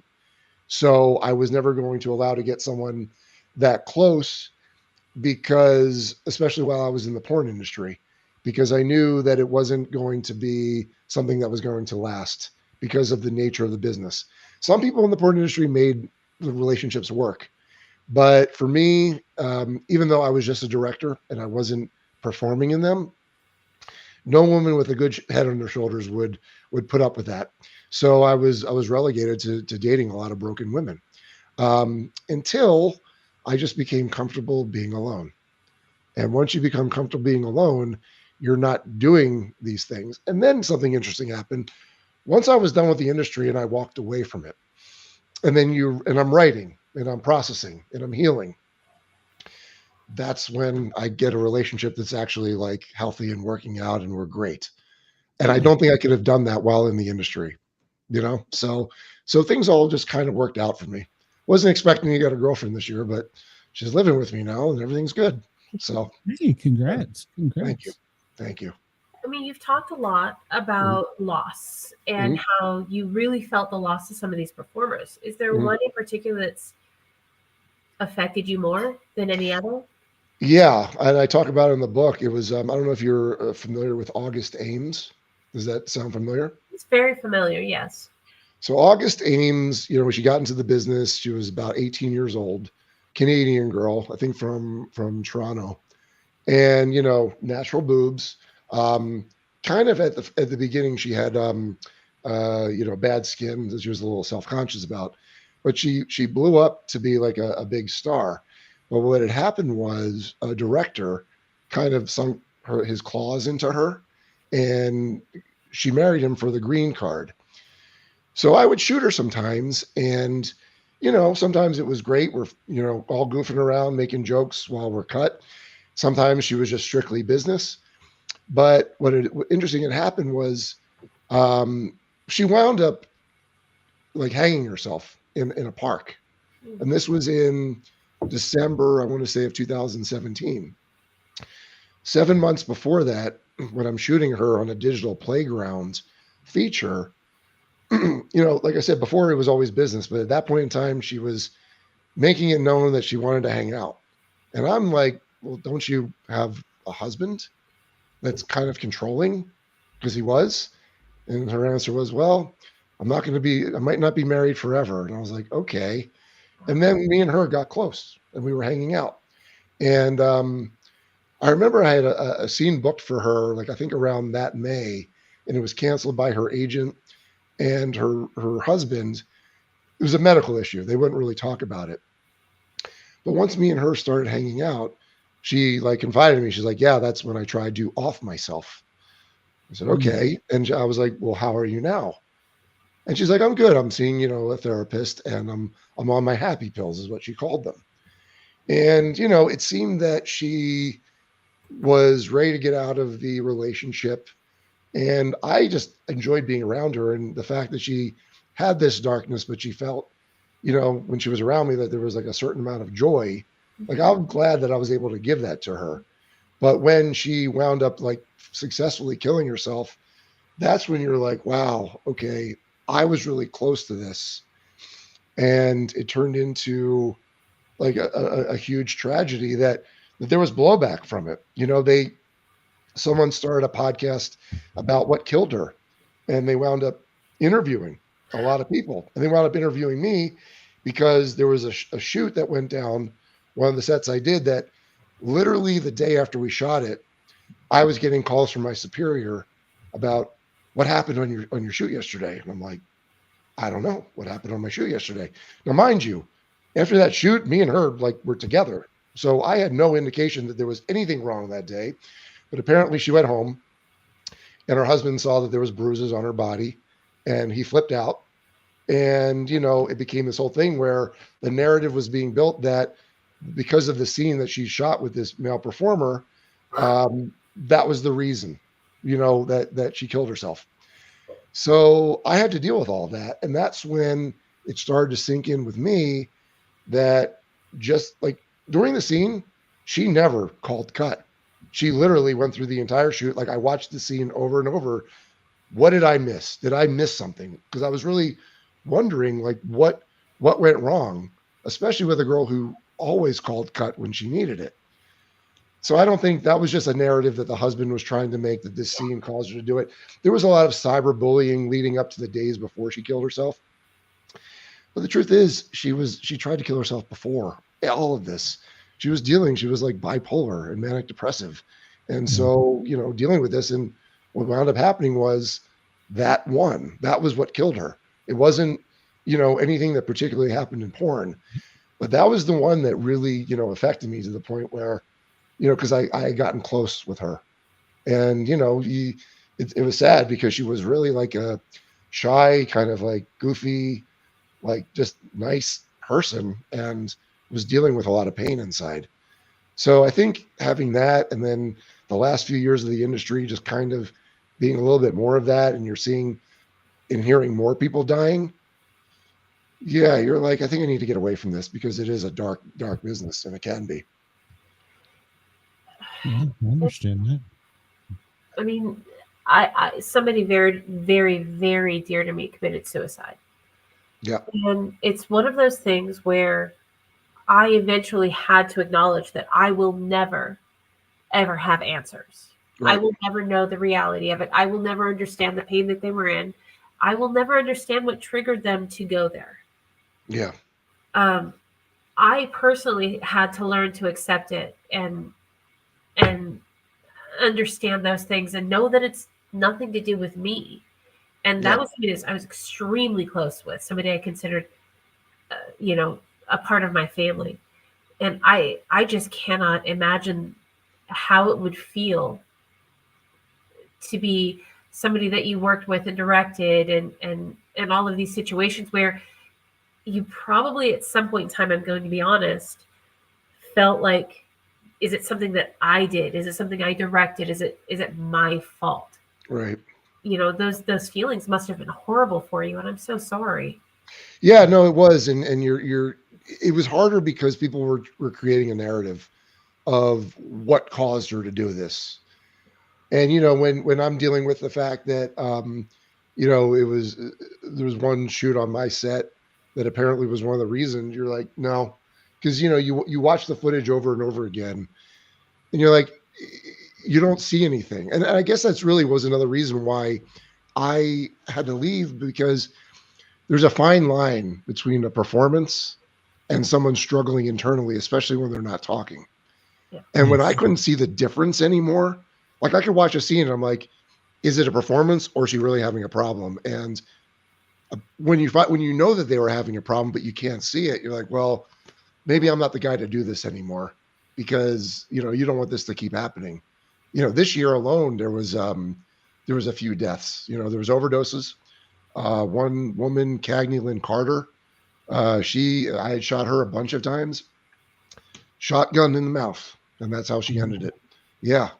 And I mean, you hear this stuff, and I started popping off on Twitter because I'm like, the thing that was happening with the porn industry is when someone dies, this is the standard procedure: article in AVN, quotes from people, oh, she was so great. I'm going to miss her so much. She was so goofy. She was so this, so that.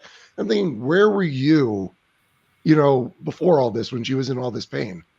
Because that's like the standard thing. And they're not addressing that there's a bigger issue here. So, I mean, for your mainstream films, you have something like SAG, right? Mm-hmm. Screen Actors Guild. And it's kind of like a union, right? Right. Why? I mean, I understand with something like, OnlyFans, it's really hard because it's so much of it shot in home. But for studio produced porn, why isn't something like SAG enforced? So there is a union. It's called APAG, I think, Association Performers Guild, whatever. It was created by a performer. I want to say it started in 2017-ish. But there's a problem. It doesn't have any teeth, because anyone who is in the porn industry gets paid by a company as an independent contractor, not as an employee. So if they're not employees and not everyone's in this collective union, what remedy is there for something like this? Sure, they educate people of what they need to do, but no, it's more of a vanity project for this one performer. I don't think it does what it's supposed to do. Could they benefit from it? Sure. Looking back at it, on any of my sets, if someone was having a problem that they didn't feel like they could talk about, well, if they had a phone number of a union rep that they could ring up, and then they call me and saying, here's the deal, that could have been a solution. But I always said that the porn industry was not organized enough to build an effective union, and I don't think they have, and I don't think they can.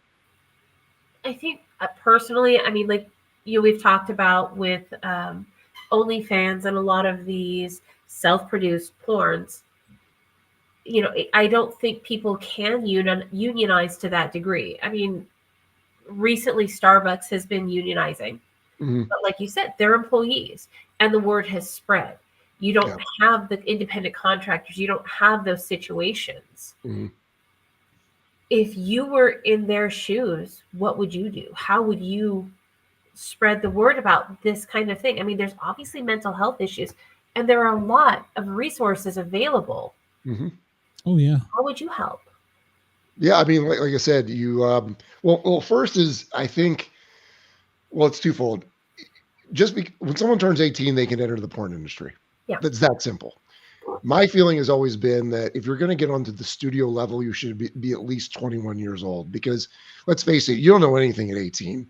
Maybe a little bit more at 21, but you still don't know anything, right? But at least if you're shooting for your own platforms from 18 to 21, you can at least get an idea if the porn industry is for you. That's just my personal feeling. But I think that every performer, one, that they enter, they need to be vetted by their agent or whoever else is. They should ask this one question: should this person be in the porn industry?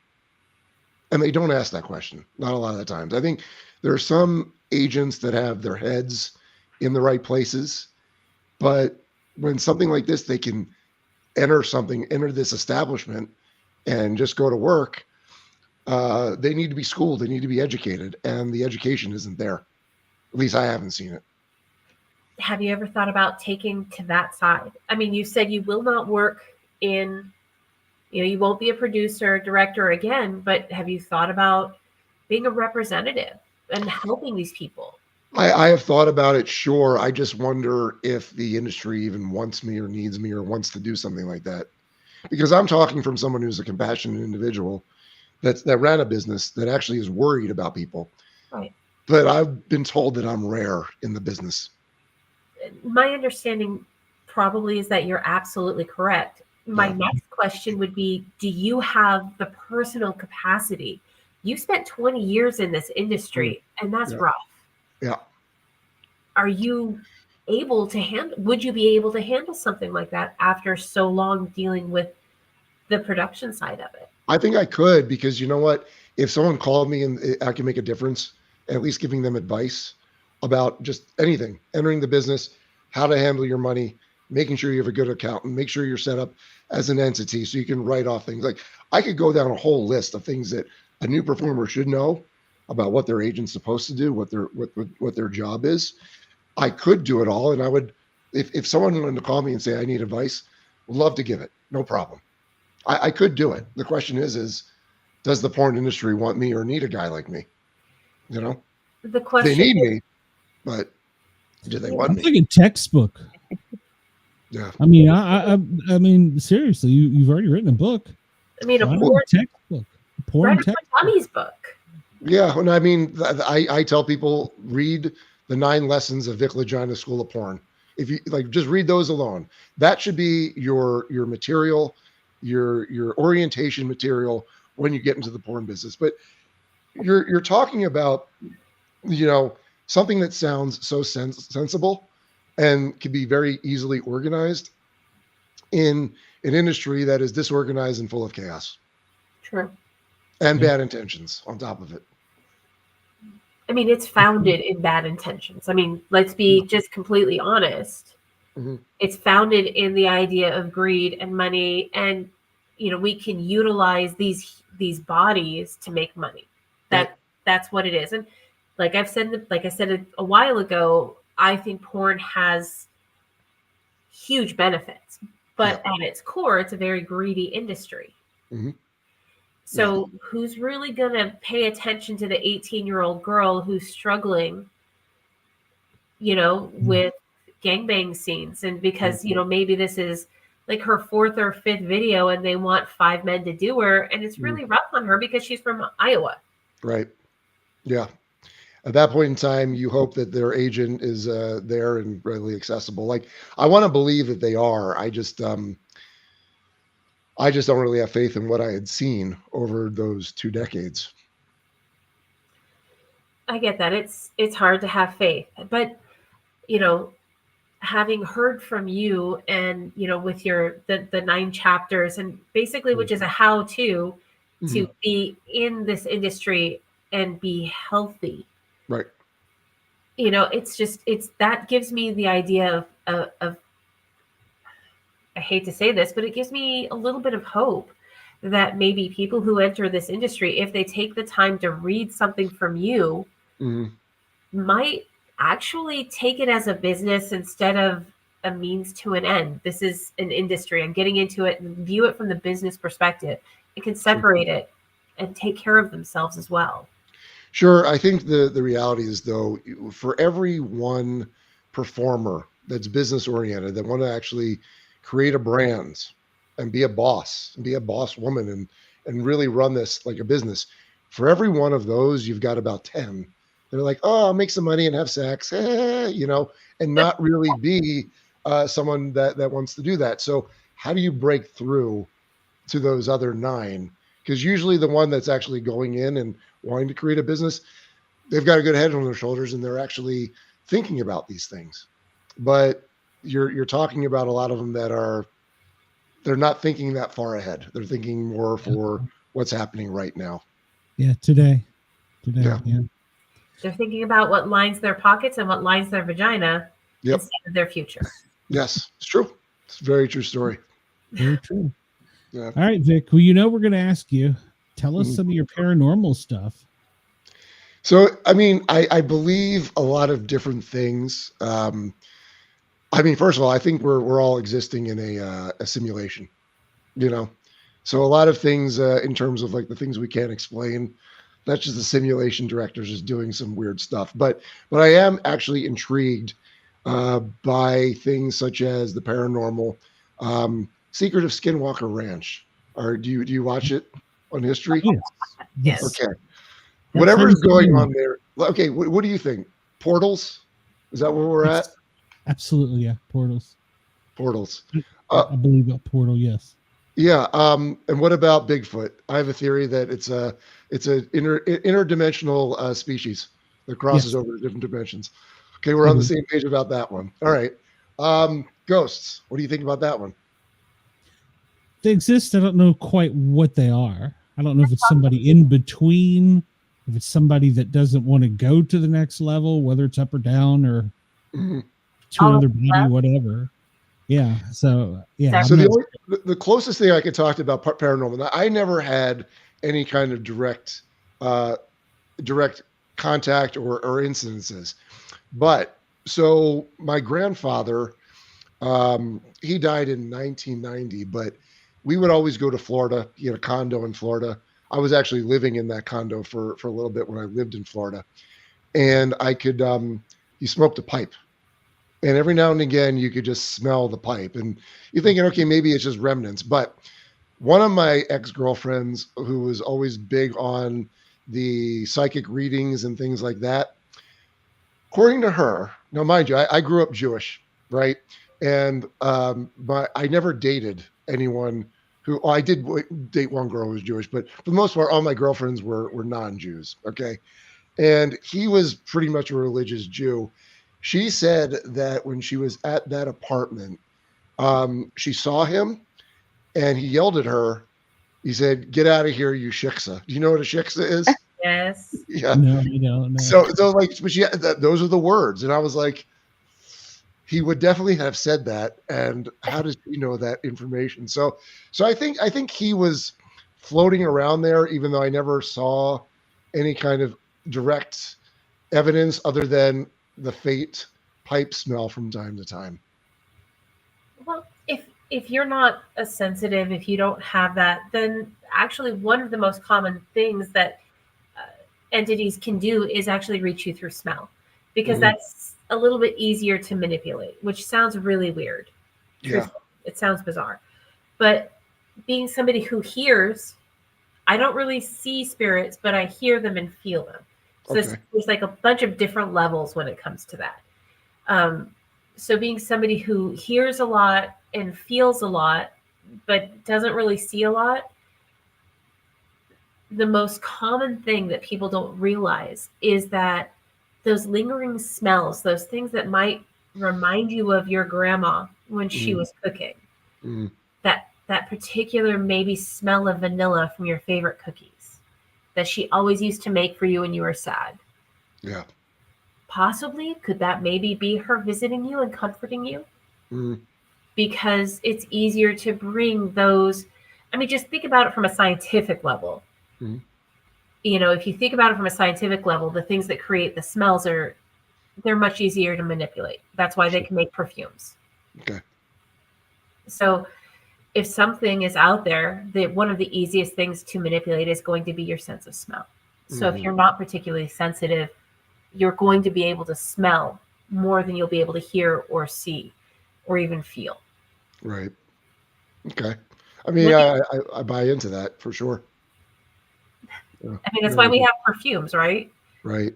That's what's easy for us to manipulate. That's what's easiest for us to bring back those memories and those emotions and those feelings. Yeah. Yeah.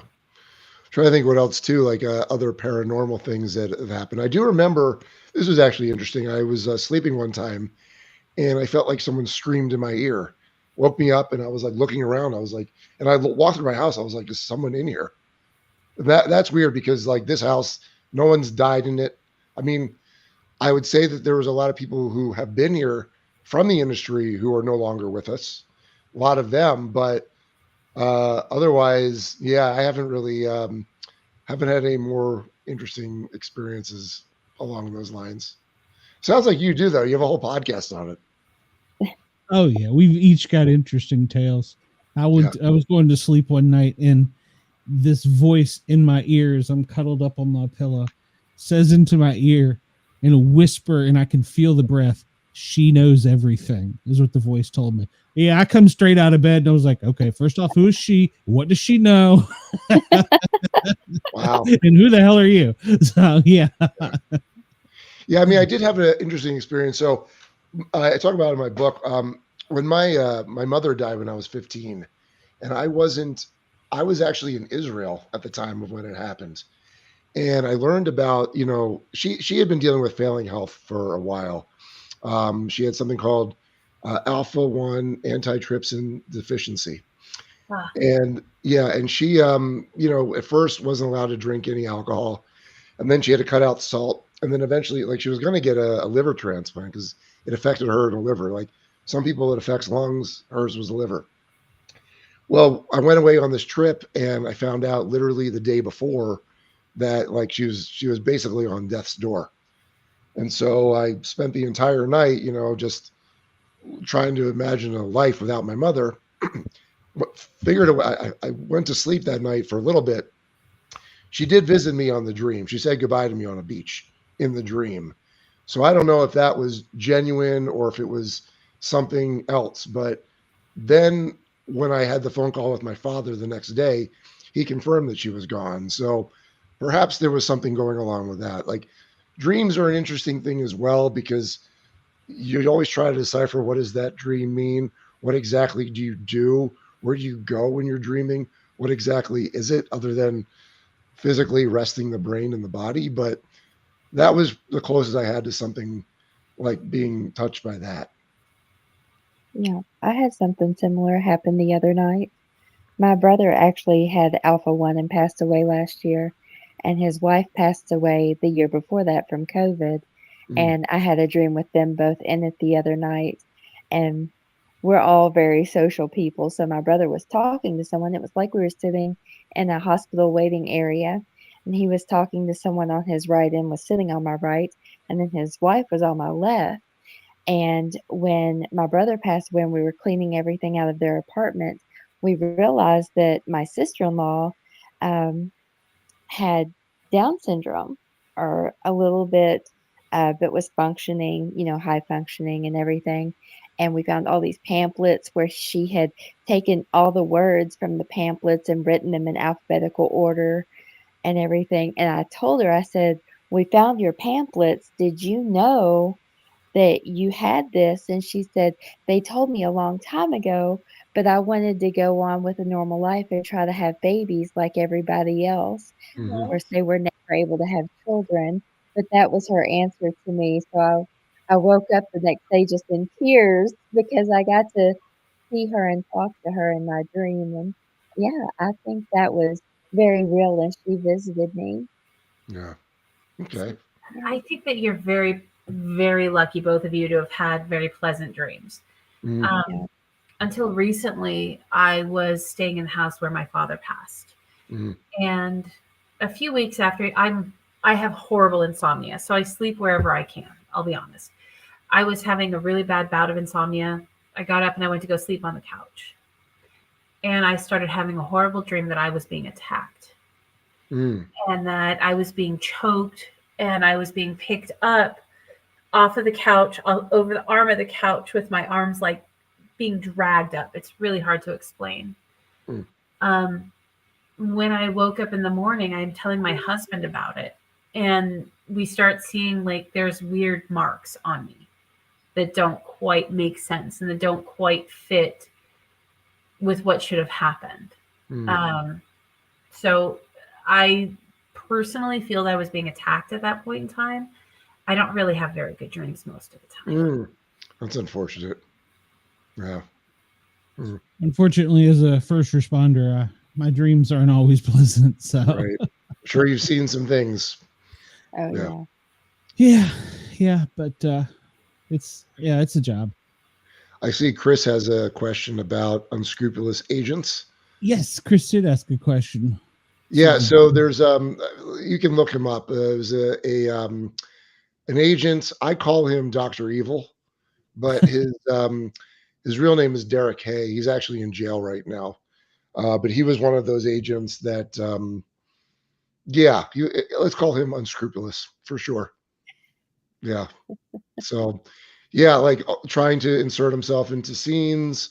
But this was before he was a performer as well, which I always found that weird. It's like, okay, you're her agent, but you're also a performer having sex with her. How is that not a conflict of interest? You know, no kidding. Definitely. that's why he's Dr. Evil, Yeah. But yeah, so you do see a lot of them. For the most part, though, some of the agents that I met, or the ones I talk about, they seem to have the heart in the right place, But you do see a lot of that as well. It's crazy. You would think that would be a conflict of interest. Yeah, definitely. Yeah, no doubt. When you were doing the business, did you ever? I'm going to ask this for a reason. We had an author on that writes, and I did not know this. I did not do my homework as a podcaster. She did great research on Bigfoot. I knew that she had publications talked about it, whatever. She come on, and her name, she goes, was Honey Cummings on the screen. It wasn't the author's name. Okay. And turns out she writes cryptid, Bigfoot, aliens, werewolf, whatever, erotica, and like the spicy hardcore stuff. Did you ever see anything like that while you were in the industry? Sometimes the things that they would pass down to us, ideas and concepts, were pretty off the wall at times, because they wanted us to shoot things that would be good ad moments that they could put on Pornhub that people would click on. But as far as that kind of porn, the supernatural, to be honest with you, there was a time, compliance-wise, where we couldn't shoot a lot of things. Like, let's say, zombies. Couldn't do that because it was necrophilia. Or let's say if it was an alien.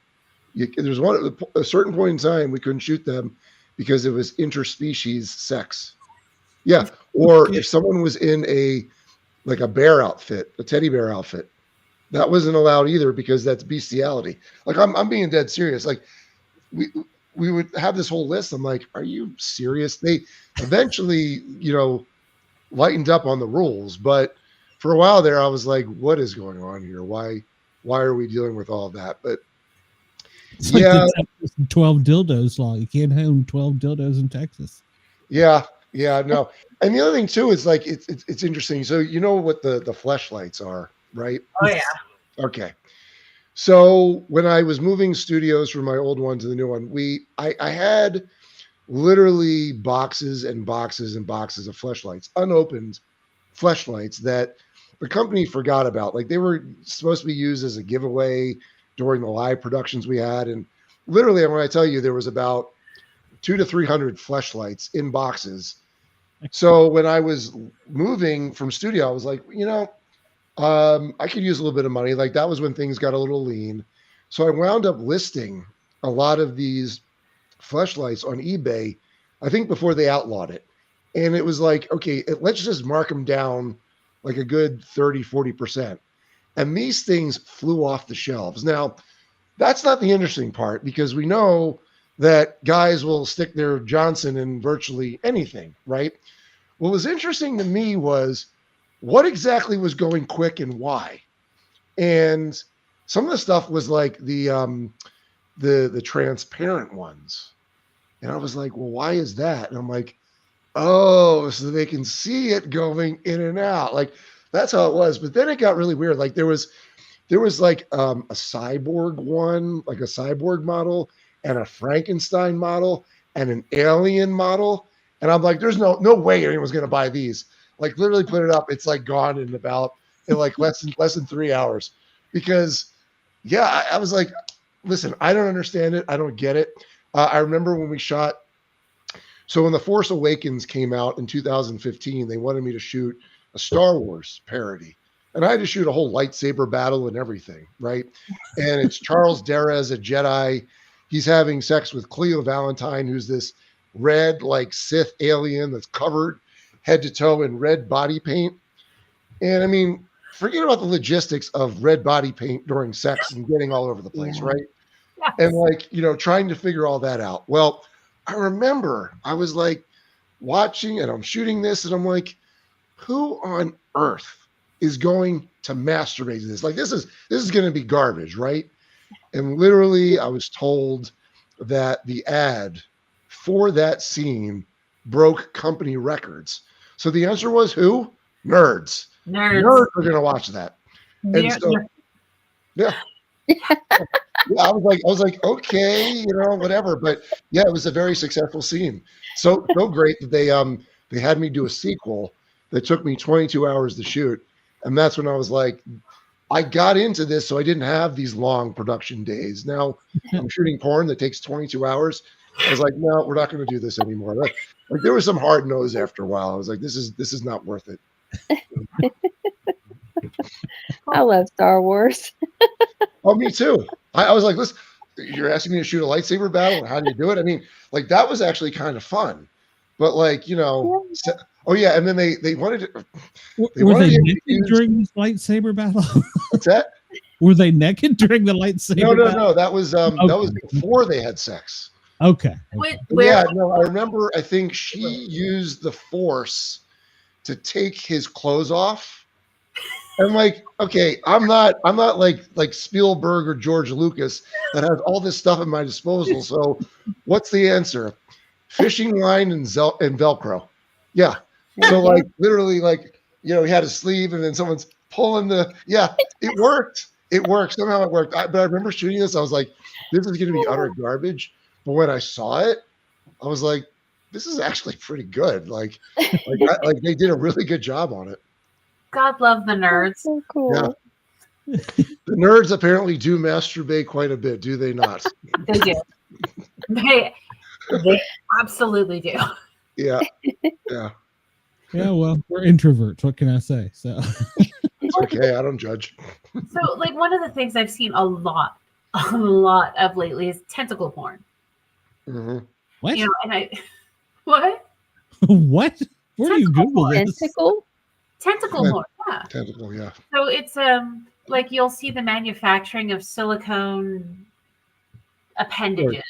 Yeah, toys. Mm-hmm. Yeah, toys, and they're in the shape of like octopus tentacle porn. Yeah. They're a little thicker at the base, though. Yes. When you said that to me, that's the first thing I thought of, because I remember looking at that thing and I was like, what on earth? What are we dealing with here? But yeah, the funny thing too is, so Vegas has a interesting like subculture of things you don't know that goes on in the Strip. Okay, and in the casinos and the hotel rooms, the stories that I've heard of like what people leave behind. Oh my God. Yeah. Like we're talking like 3-4 foot dildos. Like they just leave them there because, well, you can't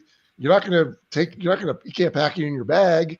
What are you going to do? So yeah, there's a lot of that going on. So nothing surprises me anymore when it comes to their people's kinks, what they're into. I don't care. I don't judge, but sometimes I'm just baffled. I'm like, yeah, I mean, of course, there's something for everyone, isn't there? It's true. One of the big genres that's come about lately is omega and nodding porn, or books anyway, and it's all about how it's these women go into these massive heats, and it requires men who have a werewolf gene, which basically results in a giant knot at the base of their penis. And so they have to knot with the omegas. And that is, right now, I'm telling you, that is huge, at least as far as the, written erotica books. Like, yeah. This explains why, like, towards the end of my career, the requests that were coming in were completely baffling, to the point where I'm like, what are we doing now? Like, whatever happened to just, she's got big boobs and she's in a hot outfit and they have sex. Like, what happened to those days? Yeah. It was, no, we're gonna just make it weird and weirder and weirder. Mr. Rogers. Nerds and women. That's what started happening, was nerds and women. Okay. If you ever want to get back into it and you want to start producing some, porn for women, let me know. I have books for you to read. I have books and books and books. Yeah, it's Vic, like before we let you get to the paid side, I want to let you tell everybody where to get the stuff. Yes. Where to get your book, where to get everything, where to contact you, and then we'll hit a break, and then she can ask you. Sure. So I'm on Instagram and I'm on X at Vic Lagina. If you go to viclagina.com, not only is there a trailer for the book that I shot before I vacated my studio and took on a tenant.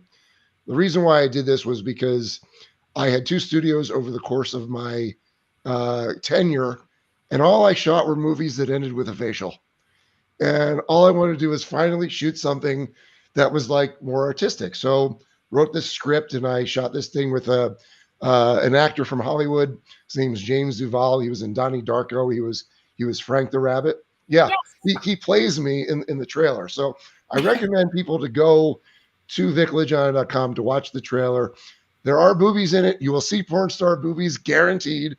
But yeah, if you go there, you can figure out which ways to order it, whether you want to listen to the audiobook, which I narrated and produced over a 50-day period. Once I had the text locked in the book after the lawyers were done with it.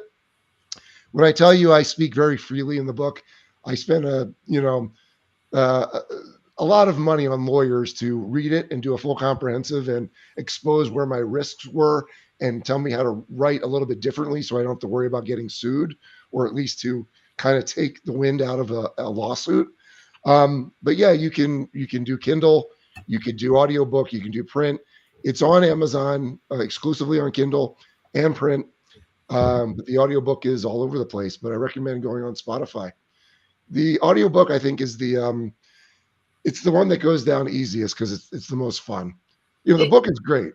Yeah, the book is great. Like I made sure that if I was going to do this, like I want to be sure that someone likes this looks good on someone's bookshelf, that it's like a well written and well organized book. It looks nice.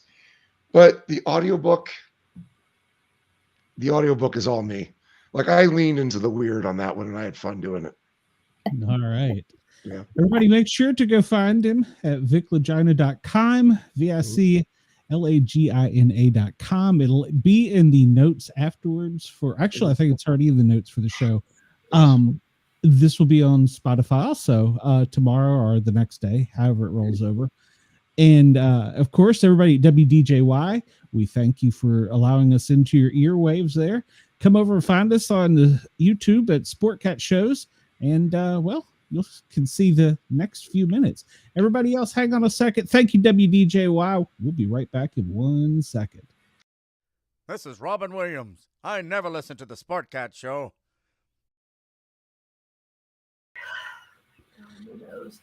Okay, now Aaron can cuss. Oh, thank God. Fuck yeah. Okay, I have to know. Vagina. Yeah. Why? Okay. Why? I mean, why? Well, okay, so why not? Here's the reason why. So when I first got into the business, I had felt that, or I was under the belief that it was run by the mafia. So I needed an Italian sounding name so no one would fuck with me. But Vic was just not enough. So my buddy, in the book, he's known as the Senator. He's like, I think you should just make it Vic Lagina.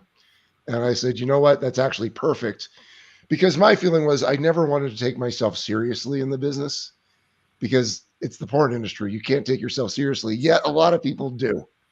So for me, it was like, let's shoot something real quick, like a funny intro before someone has their wank, and let's just not take ourselves too seriously. So Vic Lagina embodies all of that. So is that also your porn name if you're going to do porn? Because as a child or whatever, mine was going to be Richard Rigid. Just call me Dick from short. Right. That was probably taken. I don't know.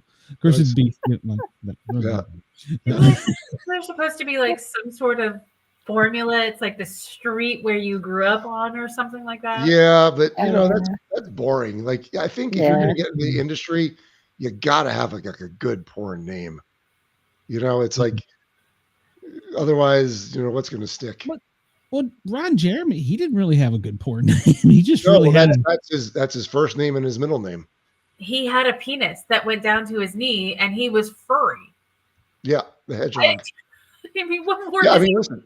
My first day on set was with him, shooting. He was the fourth scene of the day, and I'll tell you something. I've never seen someone with such good control over his dick than anyone. Where he told his co-star, count down from 20. And she counted down from 20, and when she hit 1, blah blah, it goes everywhere. That was it. And he's given me a memory that I will never forget. After the shoot was over, he's in the kitchen eating cold pizza, butt naked. Never gonna forget that. Fur. Yeah, well, I think the reality was he was a star because he was guy that was having sex with all these beautiful women. Yeah, he was a little troll man. Met him in person. he was I remember I went to the porn convention in LA. Mm-hmm. Great time. Went with one of my very good friends, and I have big boobs. No, we called her Special K for a reason. Like she had like K cups, boobs. Right. And somehow we wound up in a line to say hi, and he was like, "Oh my God, those are the biggest." He had to motorboat her the whole thing. Yeah. Yeah, his story ended kind of interestingly. Have you followed it? Not really. I was okay. So he was locked up in the beginning of COVID because there was literally decades worth of allegations of rape. Yeah. Sometimes with young, like these are allegations as young as like 14, 15 sometimes. Mm-hmm. So he was in jail waiting trial, and then eventually he was sent to the psych ward, and he was released on a compassionate release under the care of his sister, I believe. So he's not fit to stand trial. Apparently, his mind is no longer there. Was it syphilis? I mean, that would actually be what I would think, but I don't think so. I don't know. I really don't know. I mean, he could be president, yeah. Yeah. Right? Yeah. Or King of England. Yeah. But, at the end of the day, porn when he started coming up through, it was a whole different thing. I look at it like, okay, so there was a movie in the 80s. It was called Angel. Do you remember that movie at all? Sound familiar, but no, I'm not familiar. Okay, so basically it's about a hooker. Mm-hmm. She is like I think she's 15, maybe 16 in the movie. So at night she's a hooker. Yeah. During the day she's, on the path to a college career at a private school. She has a full scholarship and all of that. And it involves a serial killer and all of, everything. I recently rewatched the movie and I was kind of like cringy. Oh, so bad. But I love horrible bad movies. Right. Taking a look at it now versus when I saw it when I was a lot younger, it's a whole different thing, because in the movie she's talking about how she's been on the streets since she was 12. She was a hooker from the time she was 12 years old. Right. And that would not fly in any movie in any way today. Well, in the 80s, a lot of times in the 80s and 70s, yeah, that stuff wouldn't fly today at all. No. Not at all. No, but for me, that's the prime example. Angel is the prime example of what will not work today. Yep. No, you're right. You're right. But there's a fantastic drag queen in it.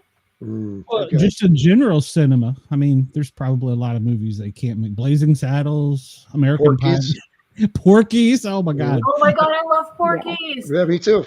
And Porky's. My wife's father took her to see Porky's when it first came out in the movie theater. Oh yeah, the Porky's was great, but it can't exist anymore. No. American Pie can't exist. I mean, a lot can't exist anymore. And sometimes I remember, like, I'll watch some things sometimes, and I'm like, did I hear just what I heard? And you're like, oh God, this is that's bad. It's a little cringy. So. Yeah, I mean, we learn and grow as a civilization, but it's some of the things that's funny because. Yeah, did you hear this? I got the 80s in me. Did you hear the uproar of the girl on OnlyFans who had sex with 100 guys and how everyone's freaking out about it? Why is they freaking out about it? She did it in a day or something, didn't she? It was in a day. It was in a day, and it was a documentary that this guy produced that was observing, and I think the reason was she had a meltdown after it was all over, emotional meltdown, and people were like, "Yeah, this is wrong. She clearly has trauma and all that." I'm like, "Well, that very well may be the case, but here's the deal: she's the creator, she's the boss, she's paying everyone. You don't get any more consensual than that. So what is the issue?" And I was like, "Don't you remember like?" Jasmine St. Clair did like 300, and then Houston did like 620 back in the 90s. Like, are you not forgetting that? So yeah, there's a lot of uproar going on right now that I don't really quite understand, other than the fact that I think people were affected the fact that she was crying afterwards. I think honestly it comes down to the generations that we are living with now. Yeah. There was recently an artist that came on the news, and her art was that she let anybody do anything they wanted to her for 6 hours, and she was Mm. horribly traumatized. I'm like, really? You had that much faith in humanity that you wouldn't walk out unharmed and traumatized? Then you're stupid. Yeah. Yeah. Yeah. The other thing too is like, men will do anything. And yeah, I agree. Like if you're lining up for that, why?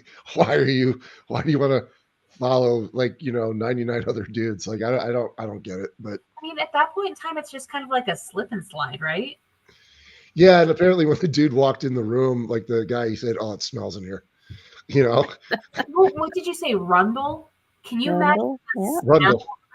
after this, can you imagine the smell of 99 jizz sessions? Ugh. Yeah. Yeah, no, not only that, and I also think too that there has to be a definite hygiene issue going on there too. Yeah, yeah, like she could benefit from Vic Lagina's School of Porn Lesson 6 hygiene because yeah, it sounds like it was pretty bad in there. Okay, can I be honest? That sounds like a book all by itself. Vic Lagina's Guide to How to Care for Your Vagina. Yeah, no, it's all in there. It's covered. It definitely is. Yeah. It's a topic that I'm very passionate about because there was a lot of incidences, not like just like on set and off, Well, so I mean, don't get me wrong, like men have little holes where shit gets into and stuff, Yep. but we have big holes. Well, okay, mine's not that big. But you know what I mean? Our holes are bigger than your holes. I'm learning so much tonight about you. Yeah. Let's not talk about my superpowers. We talk about those later. But we have holes that men put stuff in. Our body care needs to be a whole different level Mm-hmm. than men. Oh yeah, no, there's a pH balance factor that gets thrown off by virtually anything. Unless you're sounding. Unless you're what? Sounding. Okay. Sticking rods in your pee holes. Right. What? But you don't know what sounding is? Apparently, I've lived a very sheltered life. Oh, so it's a whole thing. So they have these little rods. Usually, sometimes they're glass, sometimes they're metal. It all depends on who you're talking to. And with the right lubrication, you stick them in your pee hole. What? Why? Yes. I don't necessarily know why, but there's paramedic. My first question is on purpose. Yes. And sometimes they're electric. Uh-huh. Yeah, yeah. Like I said, it goes back to there's something for everyone, isn't there? Holy cow. Oh, no, Google it. It's for real. I might not Google that one. Yeah, that one I'm not going to. I can guarantee it. Yeah. That doesn't sound good. No. Chris wants to know, how do you know all this stuff? Why do we ask these questions? We should just accept it. Yeah, I guess. Well, you're from California. Has nothing to do with that. It has to do with this. Oh, okay. Yeah. I was said, there's fairy porn, tentacle porn, electrocution porn. Mm-hmm. All of these variations of what winds people up for sure. I like it all. It's fun. Did you ever work with Jada Stevens by any chance? Yes. She was always an anal girl, but anal. That's all I really remember. And that was probably late, early, 2009, 2010, 2011 is probably when I shot her, around that time frame. Is she one of the ones that's got her head screwed on right, or is she? Don't know her well enough to say. I'll tell you this. Well, you probably know her real name, having signed some paperwork. She went to school with my daughter. Okay. And so they would hang out here. And then later in life, I was like, oh. Yeah. Yeah. No, she's made a good career for herself, so good for her. She has. Yeah. She's gotten out of this little small town in Georgia. So okay. I've heard good things about her in multiple ways. But really? It's the internet. You can Google anything. I can give you some really horrifying subjects if you would like to. No. Midget porn. Did you ever do that, Vic? It's funny. There's a guy, he actually died of fentanyl. Okay. He was a little person. And back in, I'd say this was during second ownership. They were a lot cooler in terms of concepts and allowing us to do whatever we would want. And I was like, for Thanksgiving, or not Thanksgiving, for St. Patty's Day, it would be great to have a leprechaun.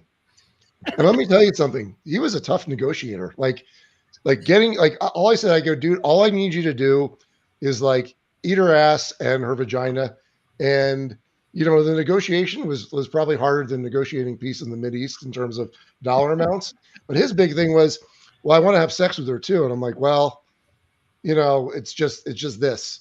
So that was the only time. The other time I would say it was like this. I mean, she looked like there was something going on, but she was like a bodybuilder, and she was like a 56-year-old black woman that was kind of really short, and it's Charles Dara again. And he's like, the thing about Charles Dara that I always loved was he's like, I'll do anything once, try anything once. That was kind of his deal. And so he did. And that was again, when I was trying to figure out, what are we doing here? Like how far off the tracks are we now? Like what happened to this industry? Why I was like, I'll shoot it, I'll collect the paycheck, but I have no idea what I'm doing at this point. Yeah. You also had to sit at the end of it and put it all together for one sold product, right? Well, no. So I never edited. I shot it well, so the editor wouldn't have to deal with it. At the end of the day, it was either shipped when we were shipping or uploaded to their central system, and then they would edit it after that. So, I mean, the editing. Holy Jesus, those poor people. Tell me about it for the Misfits every Saturday. Tell me about it.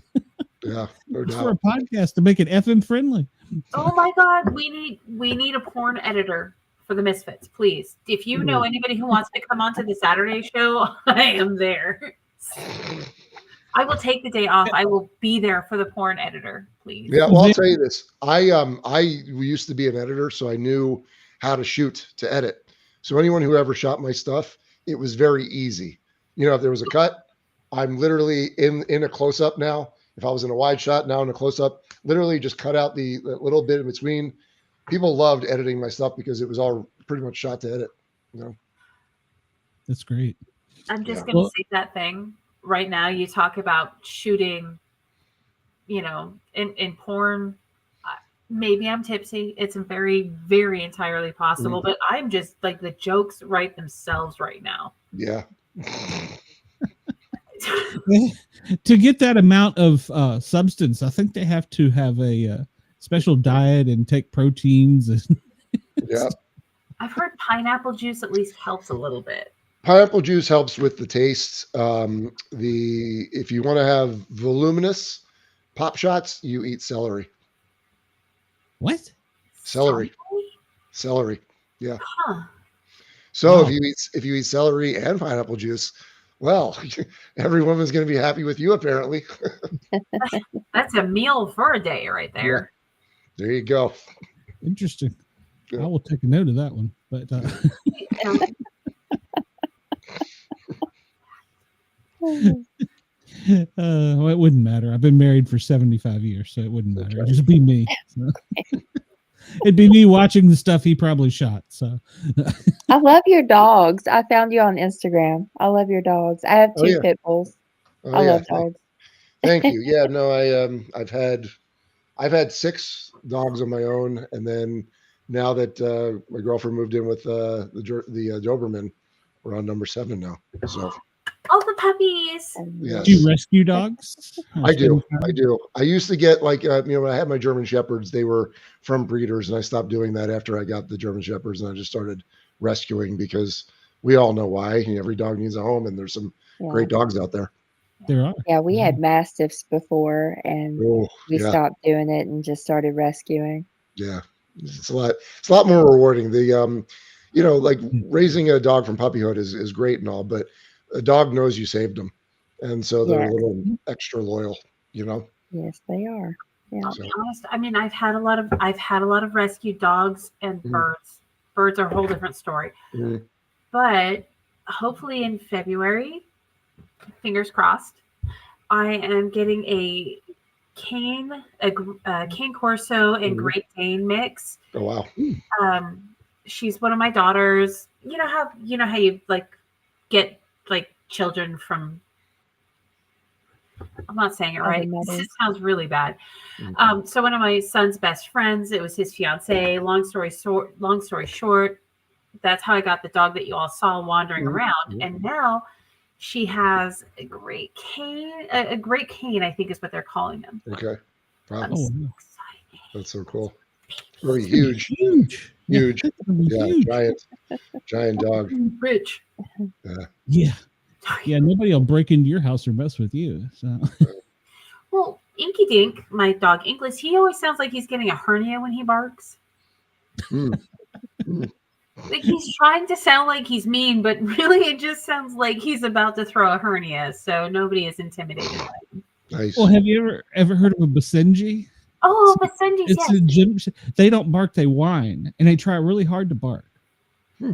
It's the funniest thing. My uncle was a veterinarian, and I ended up rescuing one that had been hit by a car. The family was just like, put it down. And he's like, oh, okay, whatever. I think I can save the dog.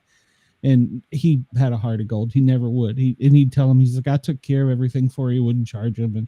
And he'd save the animal and let somebody come in the back door and take it. You know, he didn't charge a thing, but they whine and they really act like they want to be a badass dog, but they just whine, and it's funny. Like if you were breaking in, you'd just start laughing. You would be like, "What the hell's wrong with this dog?" Nice. So the husband tells me I'm not allowed to have too many animals because being me, I would adopt the raccoons, possums, the bobcats, the tigers, the lions, all of them. He says, "Hey, that's not a friend." I'm like, it's friend shaped. It's friend shaped as my friend happiness. It's true. Chris says that he can't wait to listen to your audiobook. The porn stuff is very interesting, but being a business major in college, I have enjoyed his insights into the business side of it. Well, I think I appreciate that, Chris, and I think go along for the ride. You will not regret it. It's a fun one. I was going to say, I heard a rumor that there were different levels of reading.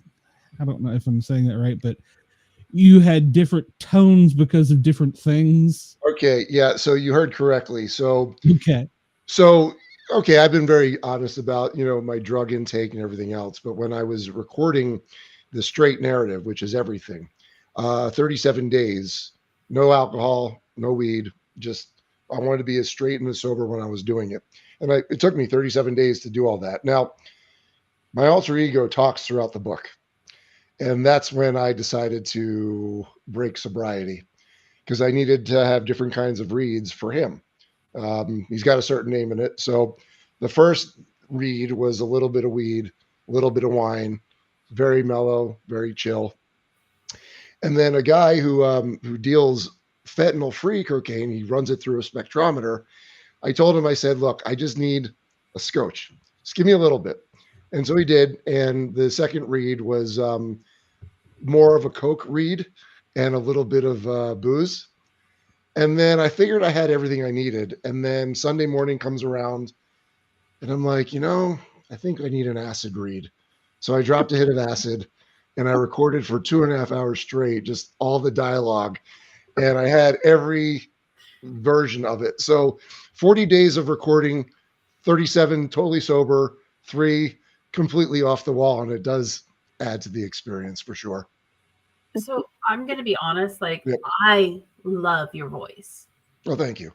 You have a fantastic voice. The tone, the cadence, you've got that thing. Yeah. I just want you to pull my hair and call me a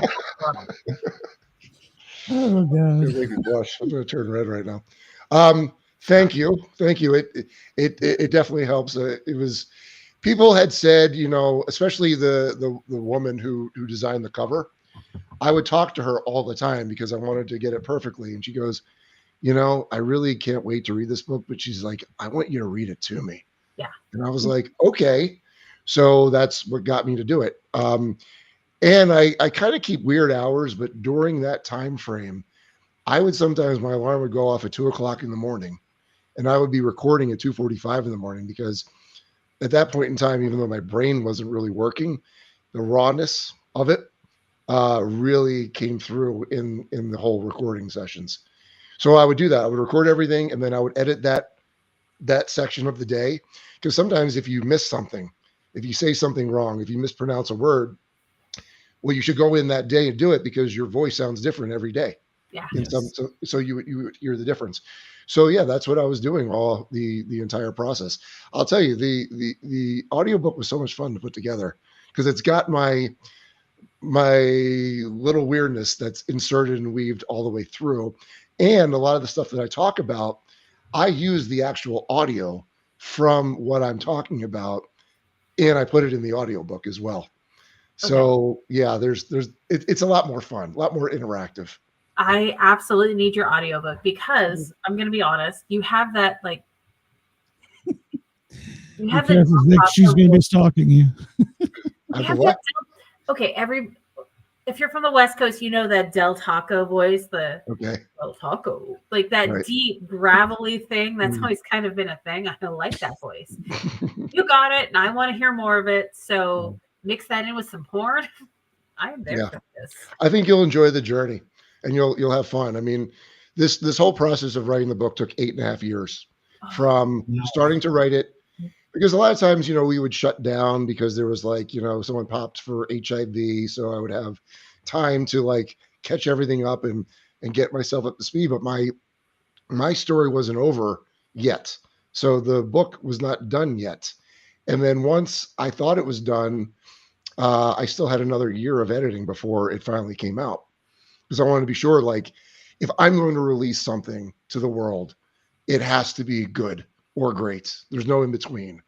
So the work was put in. So that's why 8.5 years of my time to really get it all done. So a lot of heart, soul, blood, tears, all of it. It's all in there. Jizz. Yeah, jizz. Yes. But I mean, I really feel like this is your passion project. And yeah, it was. I honestly, I think one of the things that I personally struggle with is that I just don't have as much passion for something. It's hard to find. Yeah. It really, really is hard for people to find that level of passion. Yeah. Like, talking to you, experiencing you, you really, and it's not so much about the porn industry, it's about exposing and detailing what you lived through and what other people live through and how to help people. That's your passion. And I can feel it, and I want to hear it, and I want to experience it. And I don't mean that the dirty way, because I'm normally really dirty, but that I don't mean that way. Well, I felt like it has to be human. It has to be a human experience. And the only way you get that is by being brutally honest. I mean, I'm brutally honest about the business, but I'm brutally honest about myself more than anything. And I think the reality is that if you write a story or a biography that's all about successes and not the failures and not the downtimes, it doesn't read as genuine at all. So that was the whole point of me, let's just write exactly how you want it to be. And I felt I accomplished that. I mean, people say that at the end of the day, history is written by the winners. Can't argue with that. Right. But now, in the modern era, there's so much more history that can be told from a different perspective. And I can't just look at the history of porn from, Pornhub, was it Porn MD, Brazzers, and things like that. You're offering a different voice. Yeah. You're offering not necessarily the voice of the victor, but the voice of reality. This is what you experience. Yeah. This is your truth. This is the truth of so many people that you've talked to and worked with over the years. Yeah. And I really I think, and I think that's a reason why a lot of people in the industry are probably not happy with me, especially, because look, I worked for the porn monopoly pretty much, and we didn't part on good terms, which is unfortunate considering how much money I made them and how we were together for 16 years, which is kind of unheard of in porn. You know, people don't work for the same company for that long with all those different ownerships. But I did, and it just didn't end well. It was like one of those divorces that, you know, it's going to get ugly. And so because a lot of people need the porn monopoly to work, they kind of shun me now. But that's okay. Because you know what? The truth is, the people in porn were never really my people. You know, I never felt comfortable or like at home with them. If I was ever at a porn function, I was like, this is just awkward as hell for me because I have nothing in common with a lot of people in the industry. So that's why I felt okay about, you know, nuking the bridge and not ever wanting to go back. Who did you feel comfortable with? I'm sorry, I didn't mean to interrupt you. No, I mean, when I, you know, here was the deal. When I started getting away from the cocaine, I would then go like to music festivals all the time. And I met my people there, you know. I mean, a lot of my friends from like summer sleepaway camp when I was a kid, they're still my friends, you know, but you know, people from college, people from high school, lost touch with all of them. And I just never really felt at home in porn. I mean, I was in my bubble out here in Vegas as opposed to being in the Valley, but I just never really felt like, you know, had anything in common with them. Even when you're, you know, hooking up in real life and you're being intimate with someone, okay, after sex, you got to talk to them. There was nothing to really talk about. Like we didn't have anything in common, you know? I don't like talking to people. Yeah. Yeah. But I mean, that's really it. The post-coital conversations were like, okay, what do we do now? Yeah. Awkward, you know, and that's how it always was. Awkward.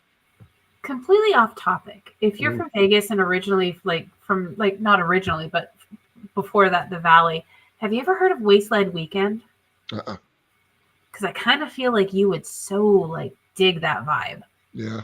It's a post-apocalyptic weekend, like week-long event that they do out in the desert between California and Vegas. Okay. And it's like it's a thing. Okay. So When is it? It's every September, and you have to go in dressed in like a post-apocalyptic thing. Mm-hmm. And we're talking like Fallout, Yeah. everything like that. And people go all out. They have vehicles. It's like a completely immersive event. You know, probably did that Tommy Gunn because he like, it was like a welder and did all these things. And he had like this like apocalypse vehicle. So he probably went to that thing knowing him. It sounds that name sounds very familiar. They even did the most recent Mad Max movie when they did their premiere in Hollywood. Okay. They asked one of the tribes from Wasteland Weekend to come out with their vehicles and do a huge thing. And they took over like Hollywood Boulevard. Wow, that's cool. When they did it. That's really cool. It just seems like something like that you would vibe on. Yeah, maybe. Who knows? Who knows? Yeah. Well, I'm smelling tacos that my girlfriend's making right now, and I'm getting really, really hungry. I'll eat. Well, yeah. Vic, we appreciate all the time you've taken with us. And of course. If you ever want to come on our Saturday show, it's still FM friendly, but it's more of a comedy banter back and forth. Feel free to let me know. I'll send you. Yeah, I love doing these. They're fun. They're fun. I mean, I've got my rig here, and yeah, I've got a bunch of these lined up this week. I got 2 tomorrow I got to do. So gotta rest the vocal cords. Oh, yes, sir. Well, thank you so much. I appreciate it. And we'll invite you back, especially if you do a part 2 to your book. So yeah, no, I mean, anytime you need me, I just reach out, you know how to get a hold of me. Yes, sir. But this was a great conversation, and I appreciate you all. I really do. All right. Thanks you for being Vic. here. Have a wonderful night. Thanks again. You too. All right. Bye. Thank you. Bye. Bye-bye. That was great, ladies. That was great. Well, you know, I had so many people saying, you can't do this podcast. You can't do this podcast. Why? I was like, well, there's going to be some changes soon. I'm not going to announce all of them, but we're getting some kickback by the name. A lot of people don't want to come on the show because of the name. First off, we're not guys. I've got beautiful lady co-hosts. And then second off, some of the people I invite on, they're like, well, we don't really talk about the paranormal. I'm like, well, we don't always talk about Bigfoot and ghosts and stuff, because if you did, you'd be boring. So there might be some changes to that. So we'll see. I'm still batting some ideas around. So next year is going to be an interesting year. It will be my 3rd year in podcasting. I've got to hit the 500 mark soon. So everybody, please like, follow, share, subscribe, tell your friends, tell your neighbors, tell your girlfriend and your wife. I don't care. We definitely need you to come over to the Sport Cat shows, the Paranormal Guyz with a Z on YouTube, and hit that subscribe button, notification bell, so you know when we're on, because God knows what we're going to do. We got to do some administrative stuff. The Misfits are on holiday. They're on vacation till the first of the year, after the first of the year. And that's simply because of the FM radio side. So they're on holiday. And next week, Amanda, am I correct? Next Wednesday is Christmas, correct? Yes. Okay, Monday too. So, I'm working. I was going to get there, but next Wednesday we are going to have a Christmas special, but it will not be live. But you should see Amanda and I. I don't know if you'll see Amanda in both, but you should see For 1 hour. you'll see Amanda for 1 hour. So there will be a Christmas show. I'm still working out the contract details, and I say that because it's been a negotiation with a young lady based out of California that is a star in a capacity similar to Vic's. So I'm still working on the details and the time to record that. She's extremely busy, apparently. So that'll be a recorded episode for New Year's Day. She wanted the whole 2 hours. So Go, girl. I'm still working on that. Yeah. I've had a couple guests do that.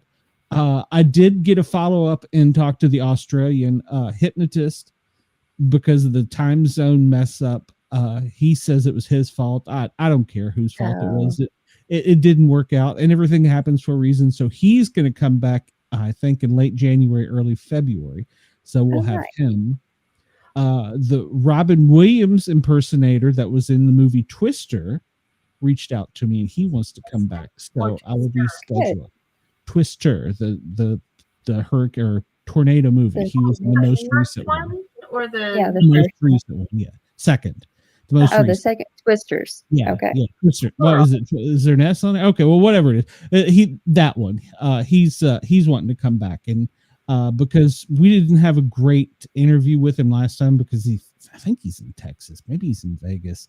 But wherever it was, they were having bad storms and his internet was in and out. And so we had talked, but he couldn't because of filming and stuff. So he's going to be coming back soon. So we're going to have some repeat guests, some cool guests.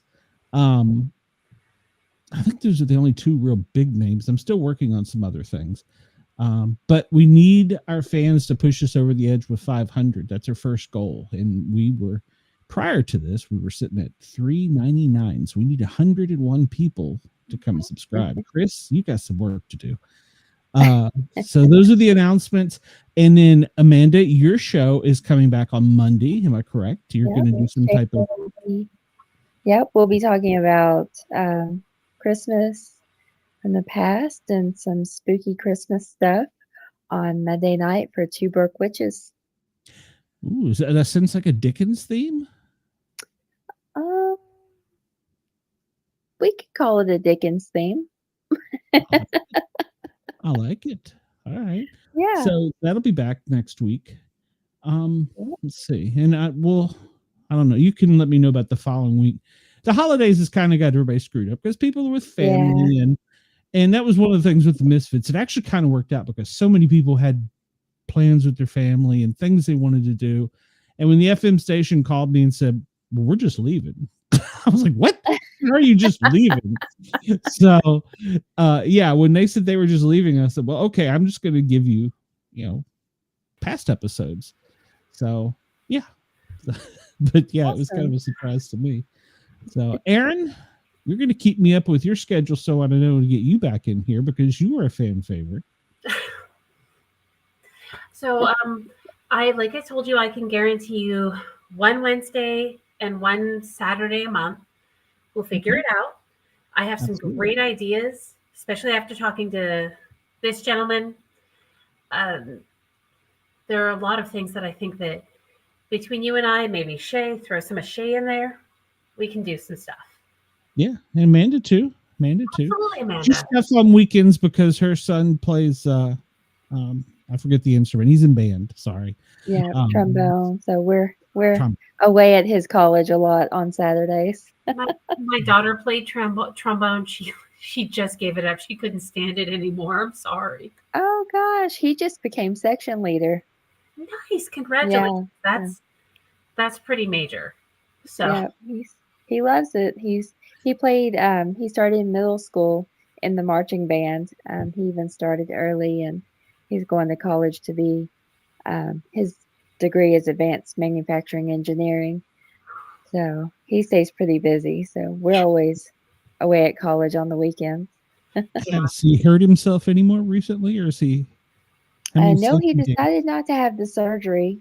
Okay. Well, I mean, because you said arm. He was no day or whatever it was. 0 days. His days. Nickname is 0 days because he gets hurt all the time. He actually, they had the marching band award ceremony, and they gave him an award for most likely to get injured. Was it like a golden Band-Aid or something? That's great. It was an actual certificate with his name on it and the award name. And then they gave him a little drawing of a Band-Aid on a paper plate. It's hilarious. That's great. Those are memories he'll never forget. That's great. Oh, yeah. Yeah. I'm glad he hasn't hurt himself recently. Me too. I think 3 or 4 times he's been to the ER now since he went to college in August. Yeah. Oh, Lord. He's a freshman in college. He's a freshman and he's done this? Yeah. Yeah. Luckily, he's made a good friend who goes to the ER with him. That's never a good thing. Chris says he got a paper cut. Would he accept it? I wouldn't doubt it, Chris. He was actually, if you saw me look down at my phone during this, he's sending me messages. Mom, my temperature is 103.3. Should Grandma make me some soup? Because he's home from college right now, and he's at my mom's house. He's like, and I'm like, yeah, sure. Let Grandma fix you some soup at 11:30 at night. I'm sure Grandma's gonna love that. She spoils him rotten. Well, I don't know how it is at his grandma's, but I just spent a couple days with my mom and my great aunt, and they keep the house 120 degrees, so he might not actually have a fever. Maybe they get suffocating. Yeah. He'll text me sometimes and like, Mom, it's 82 in here. But that feels so good. Oh my God. Well, I'm in the loft of this old farmhouse, and they had the temperature set on 80. I thought at one point in time, I was pretty sure I was having a stroke in the middle of the night. I was like trying to see if I could move my face. I was like, there's something wrong with me. I'm melting. So, yeah. So completely off topic though, Glenn, since we're still on whatever. Yeah, we're just kind of. For a minute, Amanda. Sorry, I just have a question for Glenn. What is your bar superpower? My what superpower? Your bar superpower. Bar, B-A-R? Yeah. Like, if you go to a bar, what is your superpower? What about you, Amanda? What is your bar superpower? Well, I mean, as far as it goes after a few drinks, this is more when I was on duty. I became invincible. So. Ooh, sure. I have been told that I would be willing to take on pretty much any task at any time for any reason after some Jack Daniels. So fair. But that's been a while. So now that I'm old, I don't know that my power is probably to have a headache and limp out of the bar. So yeah, I was gonna say before I was married, I could leave with a guy anytime. I'm not gonna comment. You're both married, so. And I'm going to meet both of them soon. I have So. permission. Okay. I don't know. I've seen her husband. He looks pretty mean and could probably beat me up. I haven't seen yours, so I don't know. Wait till you meet him in person, Glenn. He's the most soft-spoken person. I can't wait. I can't wait. And that's the thing. I have the same kind of husband. Like, you look at him and you think he's gonna beat the ever living fuck out of somebody. No, I'm the one who's gonna beat the ever living fuck out of somebody. Not him. You're the kind of wife that starts the fight and then looks to him to finish it. No. Oh, okay. Abe is like, don't you flip them off while driving, because then I'm going to have to step up and take care of it. And I'm like, do I look like I need you to step up and take care of it? Oh, fucking shit. No. Okay. There's been many times that I have left a mean girl crying on the curb because she couldn't handle her shit. I mean, I am the person. I'm going to start it and I'm going to finish it. Let's go. Let's do this. I don't need husband, boyfriend, whatever to step in. She might. The other party might. It's usually like two guys. I drive a huge pickup truck, and it's usually like a dude in a pickup truck, you know. And he's like, "Don't." The smallest penis. I'm like, my truck is bigger than your truck. Let's be honest. Your chesticles are like 5 times as big as their testicles. Her breasticles are amazing. So I've looked from afar. Chris, yes, I do. I do. I start it, I finish it, and then come back around just to laugh at them. That reminded me, one of my friends in Tennessee, he was dating, it's his wife now, but she was from Chicago and had just moved to Tennessee. Hated it. And she had the Chicago attitude, and we were at a party or something, and one of the neighbors was like telling him to turn down the music or something. She's out in the front yard just screaming, "I will turn it down, I'll kick your ass." And then she turns, looks at her boyfriend. I won't say his name because he's a real good friend of mine. And he turns, looks at me. I'm like, "Hey, mine, I'm out." We'll see. But the Chicago way is to yell and bitch until you get your way. The Tennessee way is to say, "Hey, I'm so sorry you don't like that music. Would you like to come over, have a drink, and we can talk about it?" And then you get them so drunk, they pass out on your lawn, pissing themselves. Then you take pictures and post it to the neighborhood. The neighborhood app. Never done that, I swear. I live in the middle of nowhere. I don't have to worry about it. I could walk out of my house right now and scream as loud as possible, and no one's going to hear me. Don't walk outside naked, because Greg Ogles may have a camera, or Wendell may be out there. So Wendell will be out there. I don't know about Greg, but Wendell, he'd be stalking. I have to watch out for Amazon. I order too much stuff. You're sitting on the front porch naked near the Amazon. Wait. It's going to be my disguise when I sneak up there. I'm going to put on a little safety vest. No, I swear I'm just from Amazon. I don't care that you're naked. I swear. Just let me see it all. Just here to deliver my package. I mean, check out the package. I mean, I got to go. Wait, hold on. Stay still. You need a facial. I was Three, to ask him, 1. what time did that change? Because I remember there was a time when the thing was pulling it out at the last minute. Yeah. And then it switched to the facial, and now it's finishing inside. When did? Oh, so it's all about the come down. Sure, but why and when did it change? I don't understand. Honestly, it's a man, like, in my opinion, not that I know men or anything, but it's like that possessive thing. Like, you're marking your territory, and it started off with, okay, I'm gonna jizz all over your tits. Ooh, boobs. Now next you come from Japan with bukkake, where it's all about jizzing all over you face and in a cup, so you make you swallow it and stuff like that. And then now, think about it. What is the ultimate possession? Really? I was waiting on Amanda to answer. Like I'm left. You know me, Glenn. I'm sitting here just enjoying the conversation. I feel like a straight woman trying to have sex with a gay man right now. Jesus. I told you I've led a sheltered life. I've never done that, I swear. Well, I mean, I don't know. Come on. There's this one time I didn't know he was gay. He didn't know he was gay. It just didn't work out really well. Anyway, so what it comes down to, it's about possession and about marking your territory. And at the end of the day, psychologically, where is the ultimate place to leave your seed? And know that you've left it. It's deep inside the vajayjay. So, like, he comes inside, he pulls out, like, there's a visceral acknowledgement that you just left your shit inside of her. Not shit in the literal term, but you know what I mean.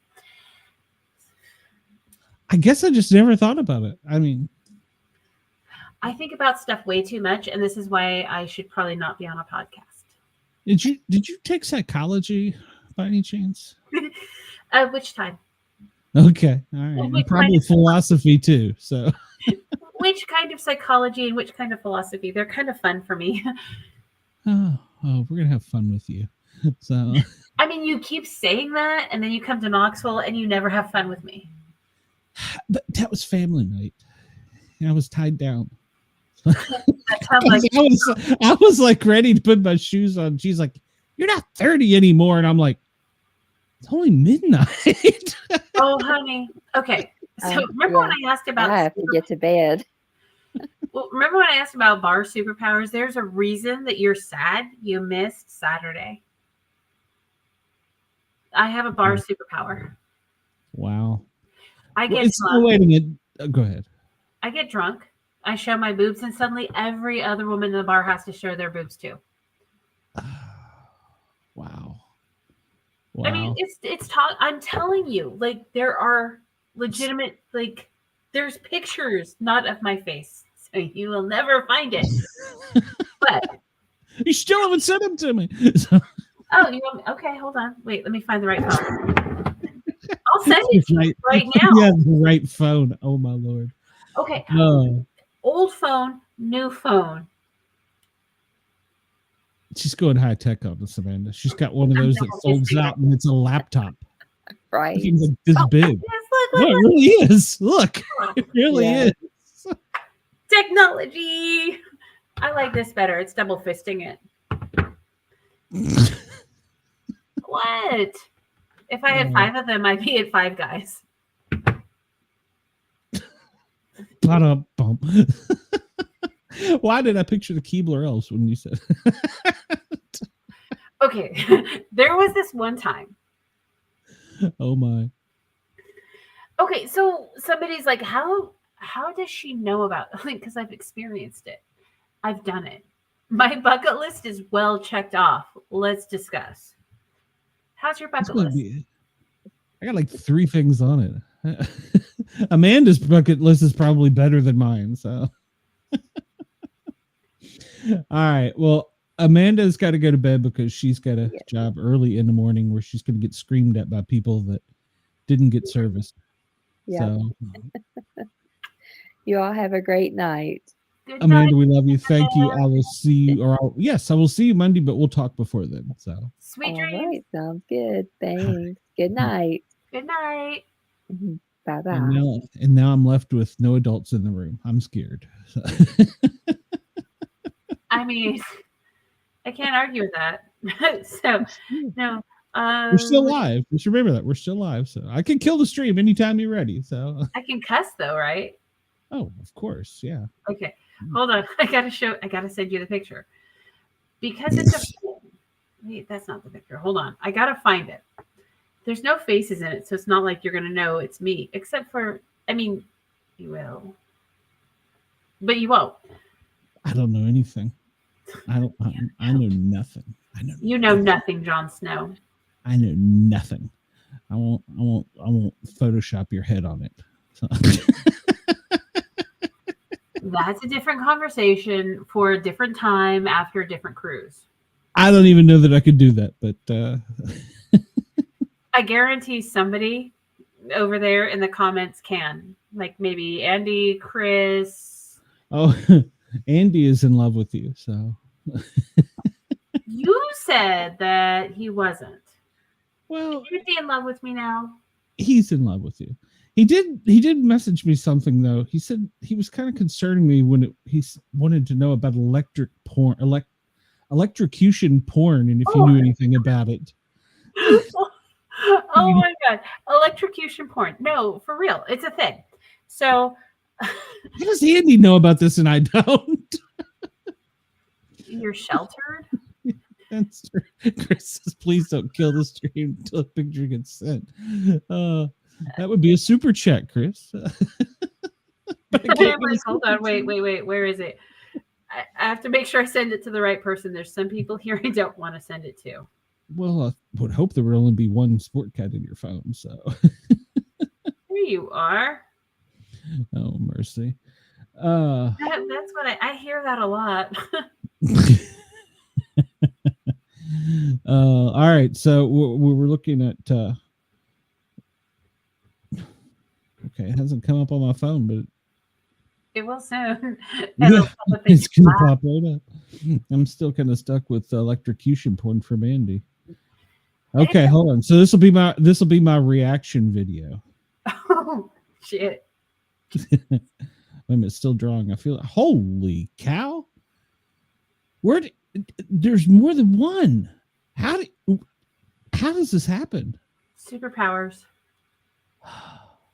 Did you know them beforehand? Wow. It's like for like 20, 30 minutes. Those are some nice ones. Thank you. I mean, that's some East Tennessee's finest milk jugs.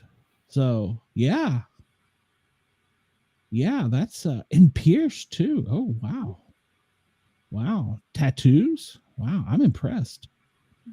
I have a superpower. I get everybody to expose their titties when I'm drunk. Men too. That's what I like. The big. Well, never mind. We'll leave that alone. So, well, you know. You tell. You like the what? Just the big. You can like a pencil eraser. You can chew on it. So. Hold on, wait. Making sure I'm looking at the right one out of the three. I mean, it's a good question. I'm like, wait. Well, one was pierced, so that eliminates a third.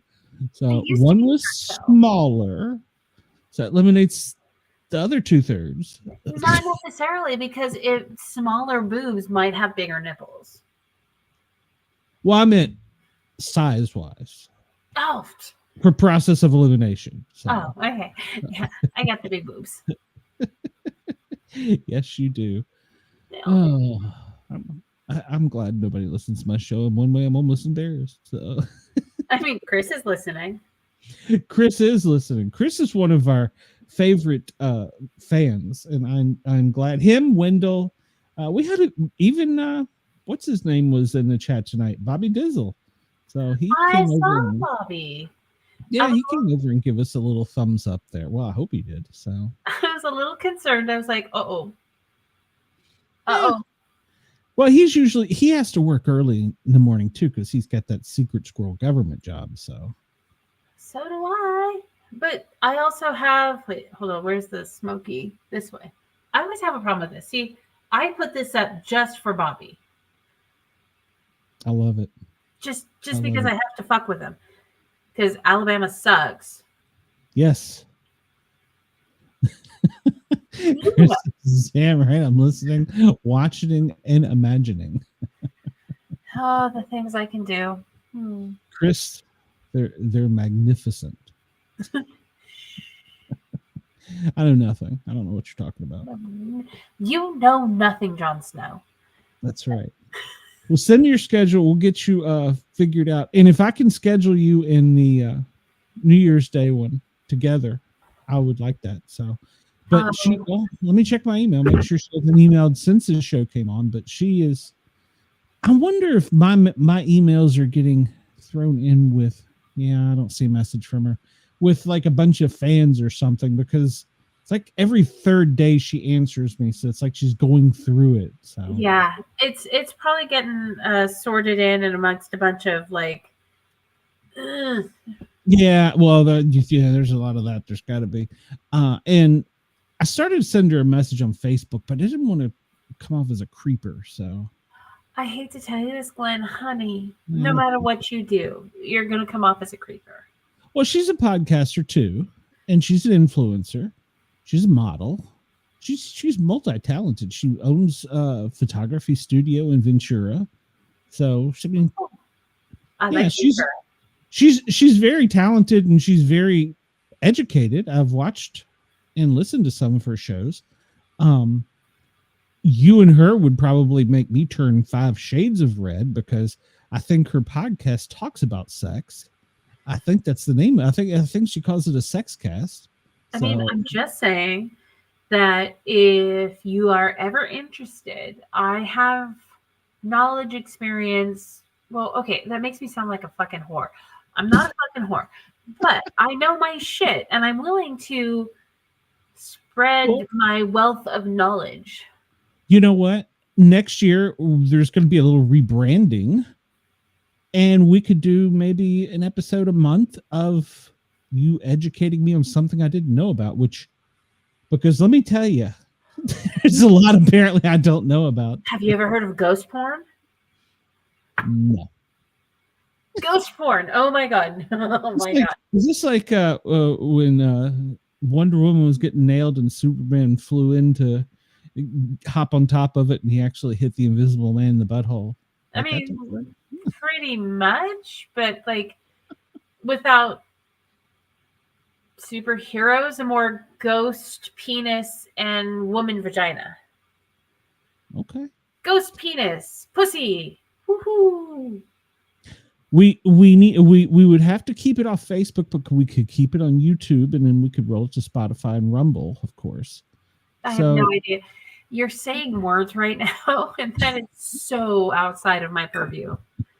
Well, there you go. So yeah, we could call it like educating the cat or something. So. Oh my God, yes. Because it's always good to teach your pussy new tricks. It is. And trust me, there's this like thing that came out a while ago. It's called Tracy's Dog, and there was a review on it. For real. Did she have sex with the dog? No. It's a toy. So trust me, Google this shit up. It's called Tracy's Dog. Google Tracy's Dog review. It is the funniest shit you've ever read. Seriously. Okay. And I will do that. It is the realest thing you've ever read. Yeah. Okay. Let's put it this way. I got one and I almost gave myself a concussion. Okay, I'm definitely gonna. Chris is Googling this as we speak. Chris, Google this. It is amazing. If you have a woman in your life, give her this. It's called Tracy's Dog. Give her this, and she will appreciate you in ways you've never been appreciated before. Okay. Well, can I get one in time for Christmas? I don't know if Amazon works that fast. I mean, sometimes they do, but I don't know if, like, in this case it does. But Amazon sells this? Yeah. Oh, my gosh. That's how I ordered my first two. I did not realize that Google, Chris says he has to raise his Google search history when Aaron is on. I did not realize that you could get that stuff at Amazon. And I was reading about, for the radio show, I still got to finish that up tonight. The Texas lawmakers, they originally wanted to outlaw dildos in Texas, but then they said you can't do that. The Supreme Court struck them down, and they ended up, I think it was like Louisiana and another one had to reverse their law. So now you can only own 12. So I don't know who goes and counts them, if that's an official police officer's job, but it probably is because people are dicks. But also, if you ever get like shop from like, God, what was that child slave labor site? Temu, the Chinese site. Yeah. if you ever notice, they don't call them sex toys. They always have other euphemisms for them and things to make, and it's never in the actual shape of a penis. It's like the dolphin tickler, and it's all sorts of other stuff. That's because it's actually against the law in China to manufacture penis-shaped things. Really? Yeah. Really? Yeah, we may have to have a show called Educating the Cat. I am down for that. Even if you only have to slip it in once a month. Mm-hmm. Well, I mean, between your schedule and mine. So, yeah, that would be once a month. See, I don't like saying we're going to do a show every weekend and not being able to do it. And it's rough. And that's why I told you, like, I can only guarantee certain. Yeah. Like, if it's during it's bugging me about the Misfits, but it worked out because of the radio station. So if you ever want to do like Educating the Cat, I got you. Okay. That's a whole lot to take in. Ooh, I have a new wearable panty vibrator. Okay. So I have problems with wireless remotes, and it involves people dropping them and bar servers picking them up. Okay. It happens. But a Bluetooth dildo might be kind of cool. I could be across the room and just shock you. Okay. And that's great if you're not going to lose your phone. No problem with that. The problem comes in when it's it's like remote operated. This is where the problem is. It's remote operated. You get drunk and you drop it on the floor, on the dance floor, and the server comes along and picks it up, recognizes what it is, and starts turning it on, fucking with the remote until she sees who it belongs to. Care to ask how I know? Care to ask? Go right ahead. You seem to be wanting to tell us. Yeah, personal experience. Was this after midnight? It started before midnight, finished after midnight, finished a few times after midnight. Oh, I love you, Aaron. All right, well, I'm going to wind this up. Yeah, I told everybody where they could find me. In the holiday break, if anybody wants to get in touch with me, of course, you can email me here at the show, paranormalguys with a Z at Gmail. And if you want to get to my personal email, which will get to me quicker, sportcat@protonmail.com is probably the quickest way. And otherwise, you can find me on Facebook, X. We can no longer stream on LinkedIn. That was taken away this week. So, so it wasn't because it wasn't us. It was because I envision in the future, and probably next year, we're going to have to pick a site and stick with it, because otherwise you'll have to upload it or whatever. And then it just becomes too much work, because every site wants you to customize your feed for their site. And I don't have time to set up an Instagram Reels, a TikTok, LinkedIn. There's like 100 of them. So we're probably just going to stick with YouTube. I mean, it's the safest. I'm a little disturbed by the whole LinkedIn thing, though. Like, well, we were out on LinkedIn until this show. This is the first one that's not on it. But LinkedIn was supposed to be like a business thing. Yeah. But they allowed streaming. They encouraged streaming up until last week. And well, they still do encourage streaming. They just want you now to use their server. So you have to. It's a whole process, and Lord knows I sometimes struggle to get the shows together in time and out. But if I had to set up each stream, that'd be impossible. So it's so much work. Yeah, it's just in the near future. It's going to come down to, I predict, it's because everybody wants some money. Facebook wants a piece of the pie. If you get monetized on Facebook, I didn't even know I could get monetized on Facebook. I know you can get monetized on YouTube. You can on YouTube. You can on X. You can on Facebook. Yeah, TikTok. I have enough followers, but I don't really stream there. I've toyed with it, but Okay.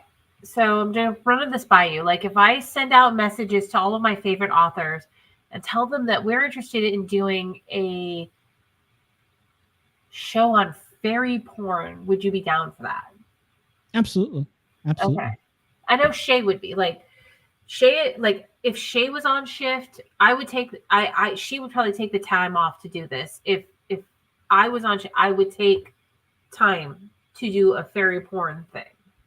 Okay. We can make it happen. Yeah. Okay. I have no problem with that. That was one of the things that a lot of people with my show, they wanted to put me in a box with the paranormal, and I didn't want to be put in the paranormal box. Oh, well, you want to do an all Bigfoot show? No, I don't want to do an all Bigfoot show. I don't want to do an all paranormal. I'm not afraid to I've had a sex worker. I've had a porn director. I've had an MMA star. I'm not afraid to have anybody in front of me. And that was one thing that a bunch of others who I was affiliated with would just put their nose in the air. Well, okay. It may not get me 1,000 likes or views or subs or whatever, but they have a story to tell and it's kind of cool. And I like to talk to these people. So Vic was fascinating. I actually could talk to Vic all day. And that voice, holy fuck. Well, we chatted back and forth on Instagram for probably a month before. He was eager to set it up, and we just couldn't get the date at first. And then once we got the date, because he, like he said, he's doing so many of them trying to get the book sales. So I'm going to be honest. Like, I really enjoyed talking to him. I really like what he had to say. Like I said, his voice, whew.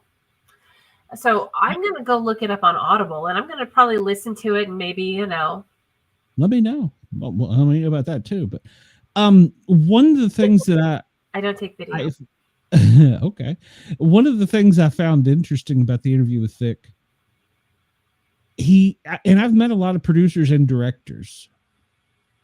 He seemed like a caring type person. He seemed almost like a rescuer.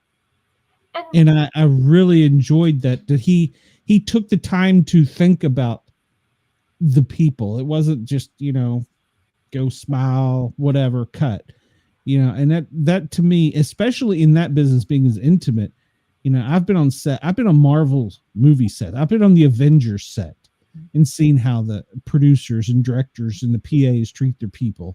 So, I got a lot of respect for him because he's caring. He's a nice guy.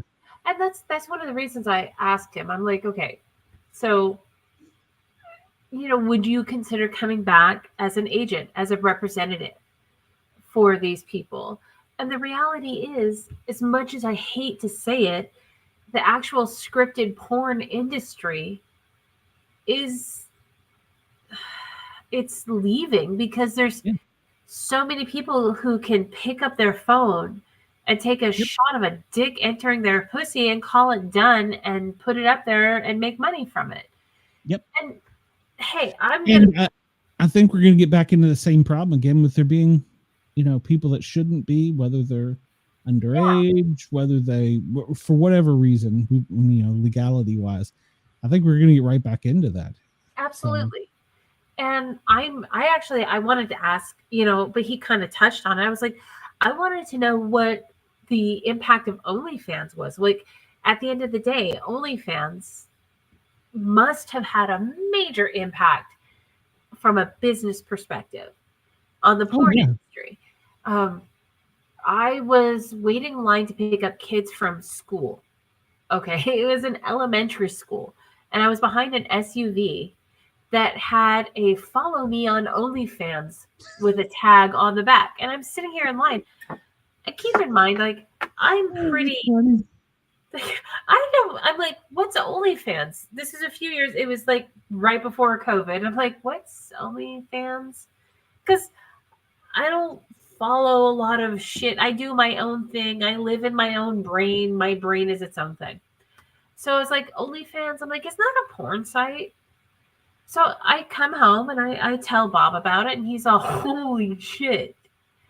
she really said that? And I'm like, well, yeah. It was on the back of an SUV, like a Cadillac Escalade. It was gold in color.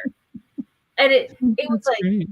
OnlyFans, and it like had this whole thing. And I was like, you're pulling up to an elementary school with an OnlyFans logo on the back of your car, and that's how you're making the money. And this was in a very, very affluent community. Got to do something while the kids are in school. So I guess. I mean, I slept. COVID really did change the world. It really did. Not in a good way in some ways. In other ways, it has been a good thing. But I'll be honest, COVID fucked with people's brains. Oh, absolutely. I mean, it had nothing to do with the disease. It had to do with the isolation and all of that. That's a different story for a whole different time, and I have many, many opinions on that. Oh, it's true. It's true. If you were an introvert, you became even more of an introvert. It was my happy time. What the fuck are you talking about? I didn't have to talk to people. And now we're invading it. No, you're right. Everybody, have a great night. Thank you for tuning in. Thank you for hanging out with us. Please hit the thumbs up button. It does help the algorithm. And come back and see us again because, well, we're kind of cool. No, they're better.